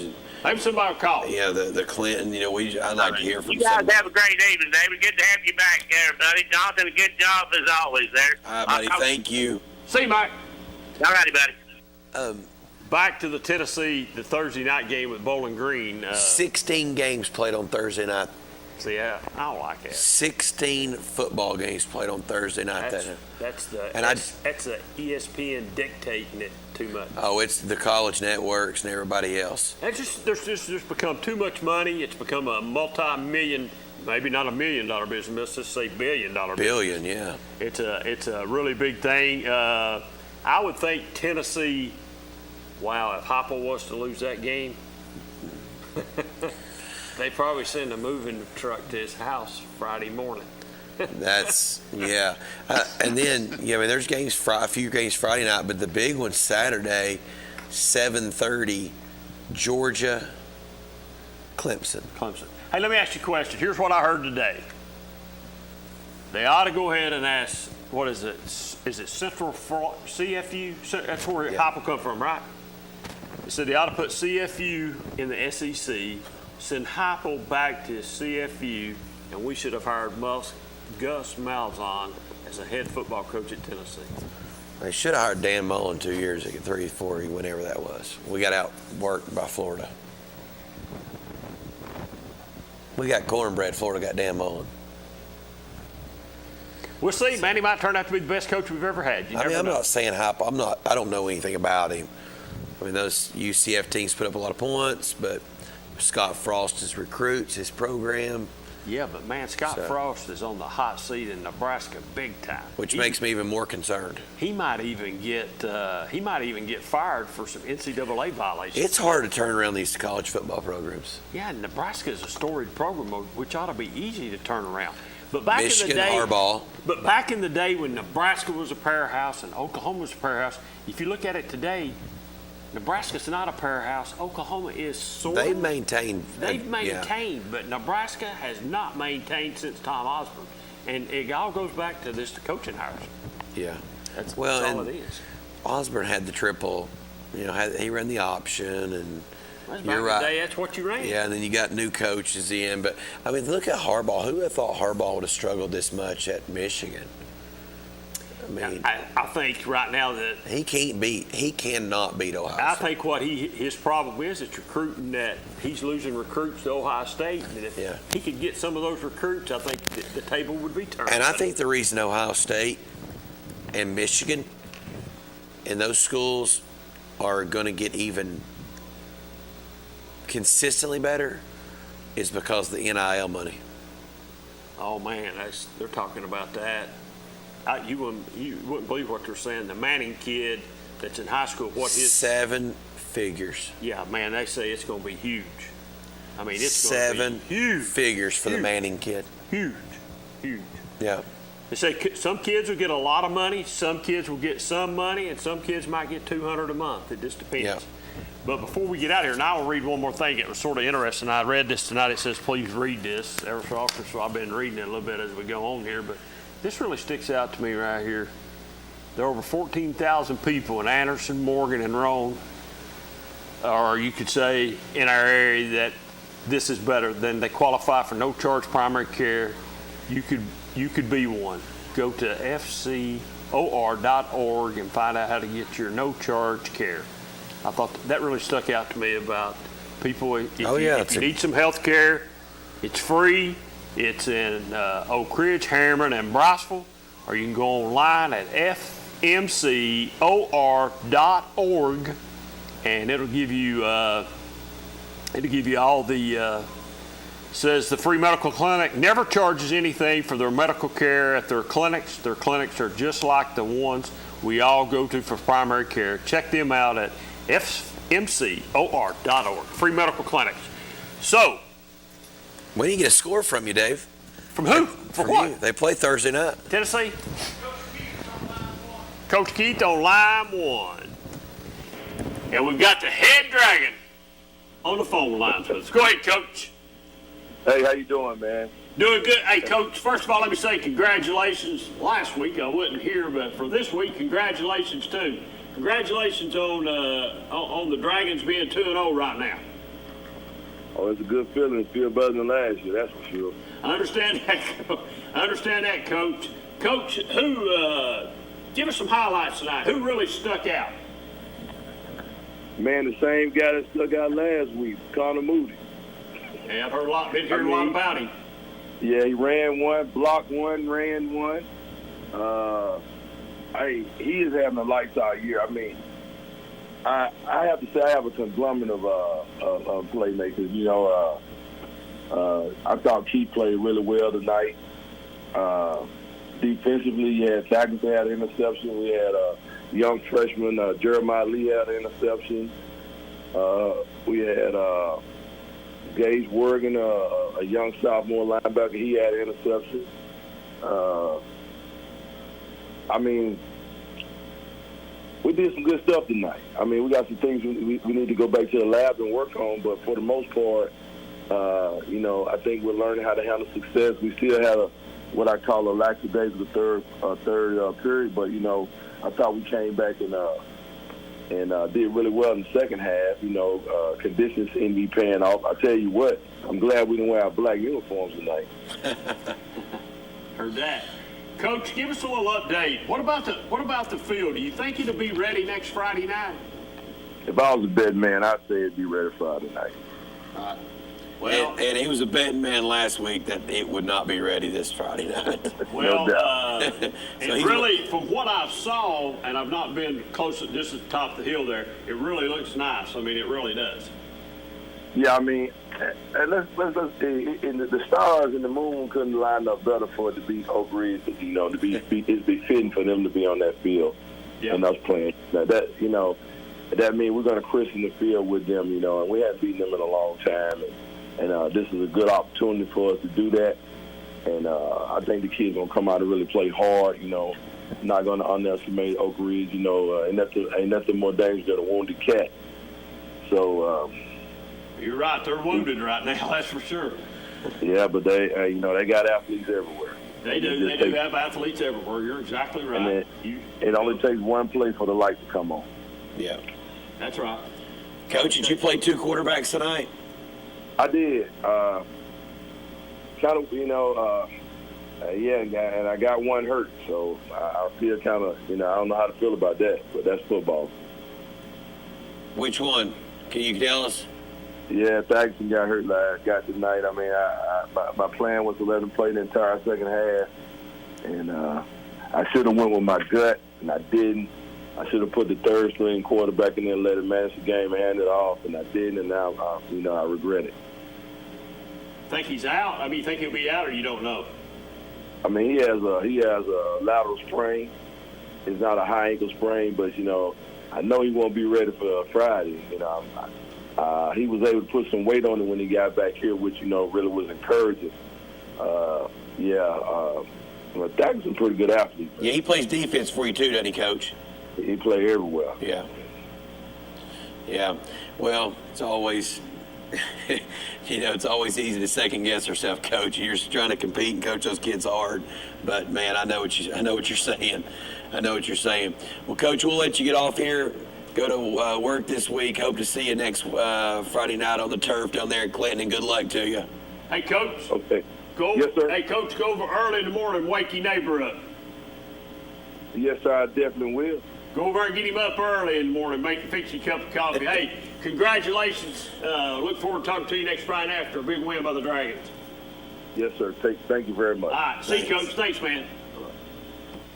He lives right across the street from one of my good friends, and he usually walks over on Saturday morning and meets him there. So needs to get him out of bed. He gets him. Archie's probably up. He's probably not going to get him out of bed, and he knows that. So they'll, I think, have a cup of coffee or maybe standing in the road down on Riverside. So I like Coach a lot there. All right, folks. Phone lines are quiet. We've talked a little college football. And did you think Tennessee's going to win Thursday night? Oh, I think Tennessee. What's the score? I'm going to go 17-3 Tennessee. Oh, I was thinking more like 34-17. I don't know nothing about them, so I'm afraid to go out on the limb. Yeah, 34-17. 34-17? Okay. I'm going 17-3. I'll just stay in. If it's more than that, great. Make me a prediction on Clinton, Oak Ridge. Man, Rob Berry used to get on me all the time. He said, now listen, don't pick with your heart, pick with your brain. I'm going to pick with my heart tonight, and I'm going to say I'm a Clinton guy. I'm picking Clinton. I like Coach Gaddis as well as I like Coach Keith, but, I'm going to go with the Dragons, man. Low scoring or high scoring game? Oh, I think it'll be high scoring. Clinton side anyway. We'll see. What about Anderson County, Fulton? I don't know a lot about Fulton. I'm going to go AC to get the first win. I agree. First win. Yeah, I would agree with that. I'll go with AC to get their first win. I sure will. I'd agree with that. Hold on, we got another caller here. Let's see who it is. Quick caller, on the air. 2-0, baby. Do what? 2-0 Dragons. Yeah, Dragons 2-0. Did you pick them this week? No, he didn't. Yes, sir. Yeah, I picked them. I'm surprised you were allowed to pick them. Yeah, Coach Keith got on me last week, said, stop picking against Clint. Yeah. Oh, I heard. Hey, the game tonight being played at West, was there any talk about moving that game to Austin East? I forgot to ask Coach about that. I don't know. I didn't hear it. I thought they might, but I didn't hear any talk about that. What kind of gate? What was the correct? Did you go, John? Yes, it was good. Clinton brought a lot of fans. They really did. They pretty much filled up the west side there, West High School. Okay. Was the band there? Yeah, both bands were there. Austin East didn't bring a lot of fans, but both bands played and both was good. Austin East band always entertaining, and always. Clinton's band was good too, playing throughout the game, pepping the fans up. But it's a good night. What do you think the crowd will be like Friday night down there in Clinton? Oh, it's going to be rocking. It's going to be like old times. Especially we got the new turf and you got the Wildcats coming in. It's going to be special. Better get there early and get your seat, get your popcorn. Yeah, I'd say you better get there early. That's for sure.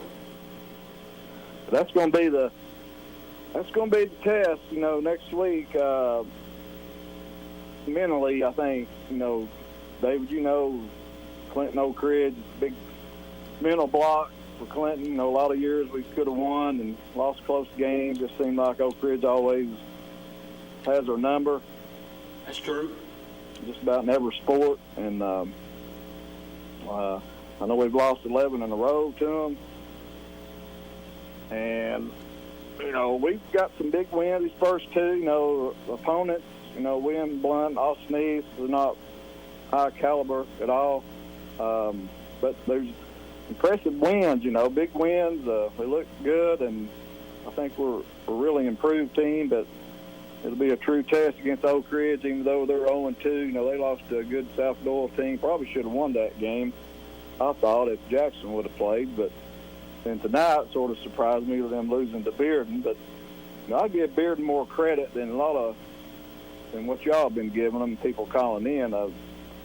Bearden, they're a decent team, I think. So I really don't know what happened there tonight at Oak Ridge. It surprised me, the final score. But it's going to be a good game next Friday night. I expect, to see the real Oak Ridge team show up. But, that mentally just getting over that hump, Clinton's got some coaches this year from Oak Ridge on the staff. So I think that's a big plus. I think that'll help, maybe help the Dragons get over that mental aspect.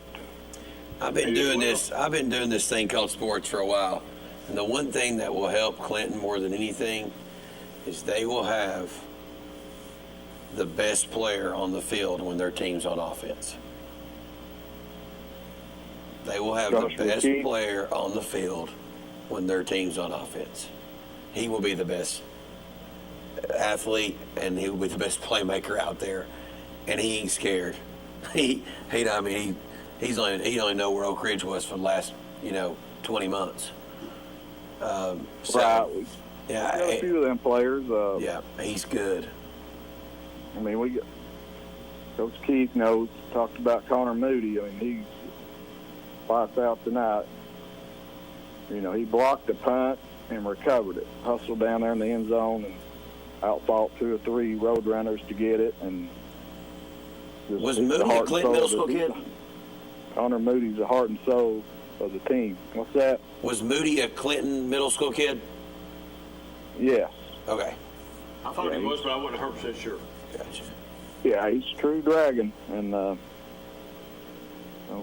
glad he stayed, wrote it out, and paying dividends there with Coach Keith coming in. And like you said, David, I love Coach Keith, and he's a good man and good leader of this team. And, Clinton couldn't, like you said, couldn't have a better person leading the program.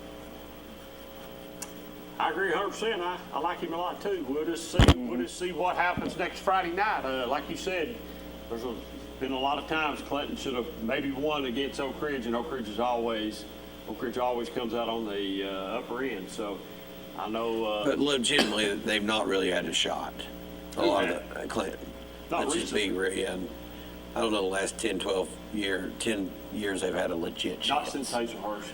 I mean, the year I think I went up here, I think I was there that night. Coach Wright and I went up to watch. Didn't Clinton beat Oak Ridge up here at Blankenship that year? I think so. In 97, 2009. 2009, yeah. 2009. I think I was at that game, but Clinton should have won that football game.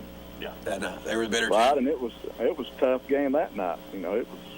Oak Ridge was sort of down a little bit. I think that was Coach Blade's first year, and they played Clinton really tough. I mean, even the 92 team, Clinton had a really good team. Oak Ridge come in, and Clinton only won 6-0. It was, a battle the whole way. And there's been some close games in that series, and then there's been some blowouts in that series. Oh yeah, there's. All that matters is Sleepy the Dragons have a chance to go 3-0 next week on the turf. They're opening night at Clinton. Yep, we've only won 7 times since 1970. David, you say it's not a rivalry, but it's not. I mean, you have to go back to 1970. You can say it's never been a rivalry then, if you say that, because we've only got 7 wins in 50 years. It's not a rivalry anymore. When you just win once every 20 years, it's not a rivalry. It's just a big game. It's a big game. I think it's a big game for Clinton and Oak Ridge people. Maybe but it's not a rivalry game. Is Oak Ridge more of a rival for Clinton, or is Anderson County? Let me say this: Clinton and Oak Ridge is a rival. There'll always be a rivalry. It might be one-sided rivalry, but it's always a rivalry. Hey, John, did you hear me? It's one-sided. Well, it's one-sided. It's one-sided. Right. I mean, Clinton AC, that's one-sided. Yeah, I say it's more one-sided than Oak Ridge. I would say the same thing. Overall record since '82, it's more lopsided than Oak Ridge? Yeah, I think AC's won the last. I'm talking about in the last 20 years. In the last 20 years. I know, but go back. I'm saying you're going back to the 70s, and you've won 7 times. It's not a rivalry, man. Right. Just a game. But Anderson County since '82, they've probably played 30, 35 times. I figure Clinton would, and I figure they'd won probably 12, 15 times. That series was about even, Clinton and AC, but now AC's won. Yeah. 19 out of 20 or something like that. But. Well, John, we got one on hold here. Good luck to you Friday night. All right, thank you. See you, man. Guys. Quick call, you on the air. Hey, fellas, how y'all doing? Doing good. Hey, can we talk a little college football? Yeah, go ahead. All right. So, if you'll recall, last year's SEC championship game was won 52-48. Okay. And Josh Heupel has come in over here at UT. Now, listen, I'm not a Tennessee fan. I'm not saying, woohoo, go Vols. But I'm saying that Vanderbilt, Missouri, Georgia, Florida, Alabama, Arkansas, all these teams that Tennessee's playing. Listen, it's a completely different ball game with Josh Heupel. You ain't playing defense no more at UT. I believe that with all my heart, because I actually happen to. I mean, I don't really know Josh Heupel, but I've met him and I've had a couple conversations with him. You're going to have to outscore Tennessee this year. Next thing you'll be telling us is you're going to be on the staff for long. No. I'm just telling you, Tennessee is going to score some points. So, hey, let me ask you a question. Are you a Tennessee fan now, not a Florida fan? Is that right? No, I'm a Florida fan. I'm a Florida fan. You're all the way. I'm taking it to your on Tennessee side now. I'll send you some gear, okay? Remember, I got your phone number. Hey, I will agree with you. Saban won his first championship. You're going to have to outscore Tennessee to beat Tennessee. Oh, yeah, you probably are. You're going to have to put 80 up, probably. Saban won his first championships on defense. He's won his last couple on offense. It will not be a defensive league this year. Yeah. It hasn't been a defensive league in a long time. The last 2 to 3 years. Before that, Saban won football games on defense. Yes, and just like Cofield this year. They're going to win on defense. If they can score 14 points, they're going to win. Well, they'll do that crackback block. Yeah, I was on that crackback. And they got to cut out that crackback. Yep, I'll take that. Cut out the crackback. Cut out the crackback. Who's the third game for Tennessee? Florida? No.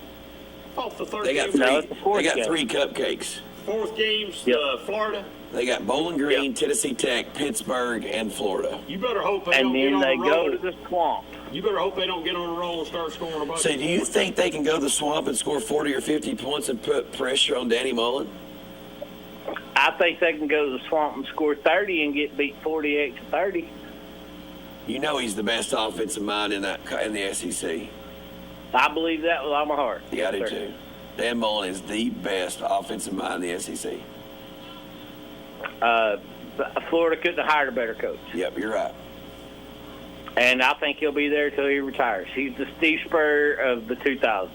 Yeah, he's 20 generation or whatever. I don't know if he's got the personality of Spurrier, but he's got the. What, really? You didn't see him come out in a Darth Vader uniform to do a interview after the bowl game when they beat Michigan? Yeah, but Spurrier didn't have to do that. I'm just saying, he's got personality. Oh. Fellas, I'm just being real with you. Tennessee's going to win 7 games this year. 7 games. So they're going to win the first 3. Where's their next 4?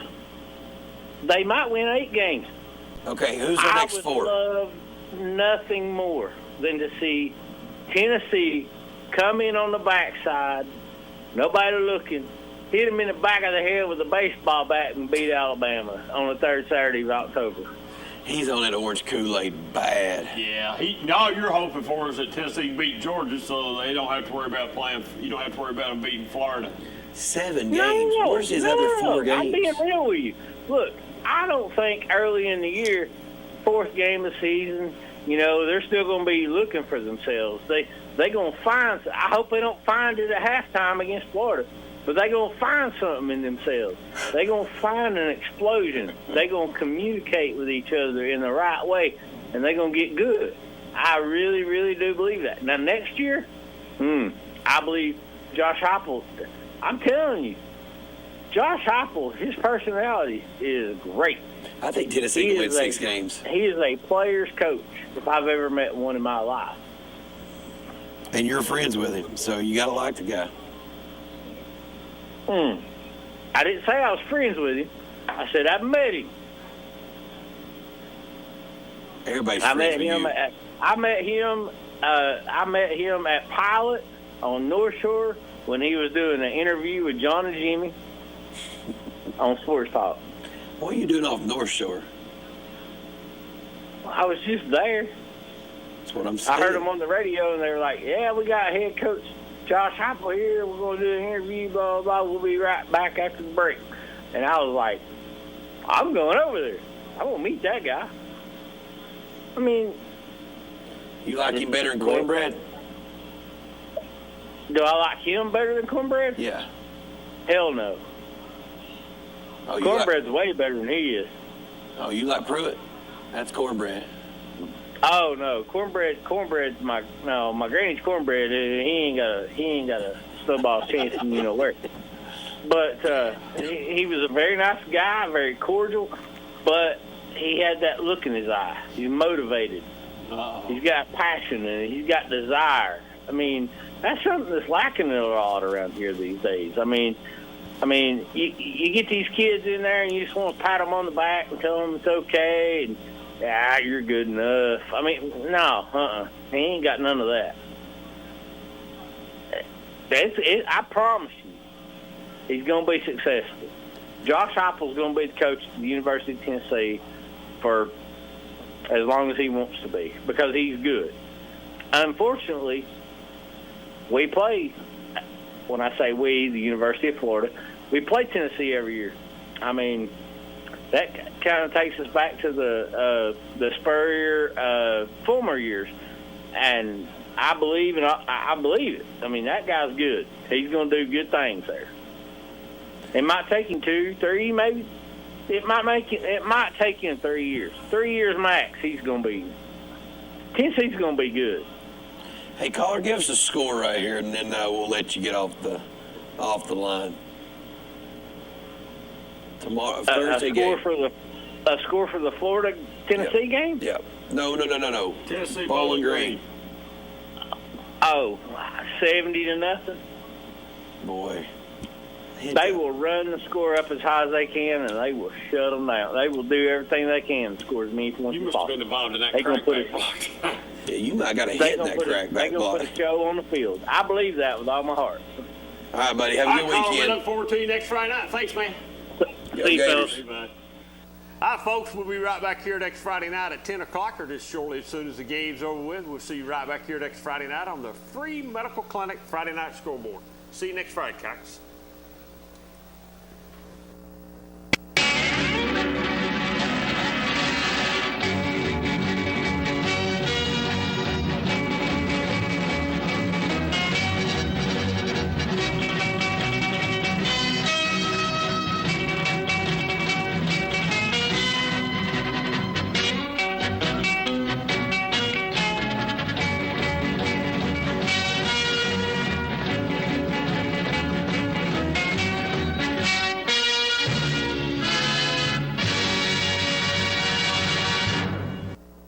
American Outdoor Equipment has a great new location in Rockwood. They are a Branson tractor dealer with various sizes to choose from. Branson's greatest asset is their strength, quality, and features. But American Outdoor Equipment also has Bobcat mowers. You can expect the best when it comes to performance, durability, and comfort with a Bobcat mower. Or how about a Dixie chopper mower? They're the world's fastest lawn mowers. They have a large service and parts department. They are family owned and operated, plus they offer in-house financing. That's American Outdoor Equipment in Rockwood. I enjoy living and raising a family in East Tennessee because it's always been home to me. One thing that makes Fox Insurance Group stand out from other agencies is our customer service.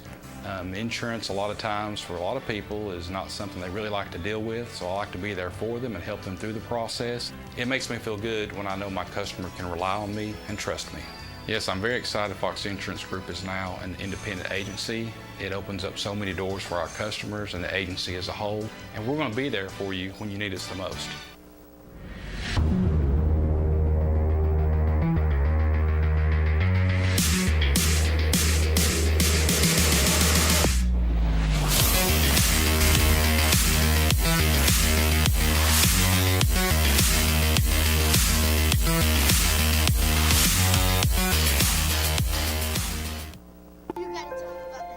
The innocence of youth. Is there anything any better? But soon they'll be in high school and facing all the same challenges you faced. How to make friends, how to fit in, how to be cool. We want our children to have everything they'll need to live fulfilling and productive lives. Make sure the kids in your family are among the more than 110,000 participants here in Tennessee who take part in high school sports. Your grandmother's fine china, those trendy sneakers, your collection of hand-carved duck decoys. Auto Owners protects your home. Because, well, somebody should. That's simple human sense. Ask Griffin Insurance Agency in Kingston if auto owners make sense for you. Oh, now you do your job. I am a Simplicity dealer. This business is my life, my career.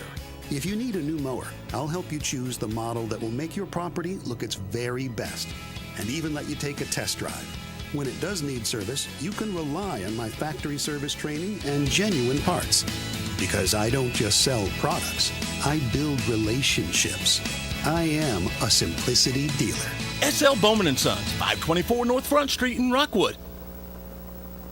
Evans Mortuary has been serving the needs of families in and around Roane County since 1976. As established members of our hometown community, we understand the security of dealing with people you know you can trust. We build our reputation on this trust. The Evans family appreciates the confidence the community has expressed in us over the years and will constantly strive to earn that favor. Evans Mortuary, 805 North Gateway.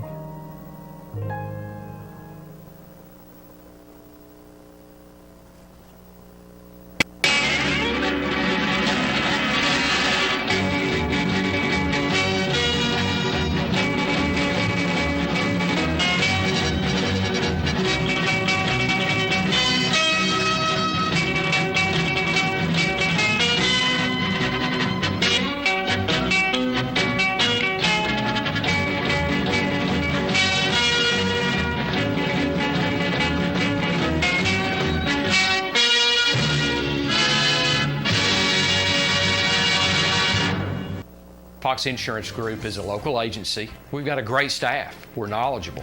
The most rewarding thing about working in insurance is taking care of customers. When they come in, a lot of times they don't know what coverages they need. They're relying on us to give them the right coverage that's going to fit their needs, but also at a competitive price. Anybody can go to any agent or they can call any 1-800 number.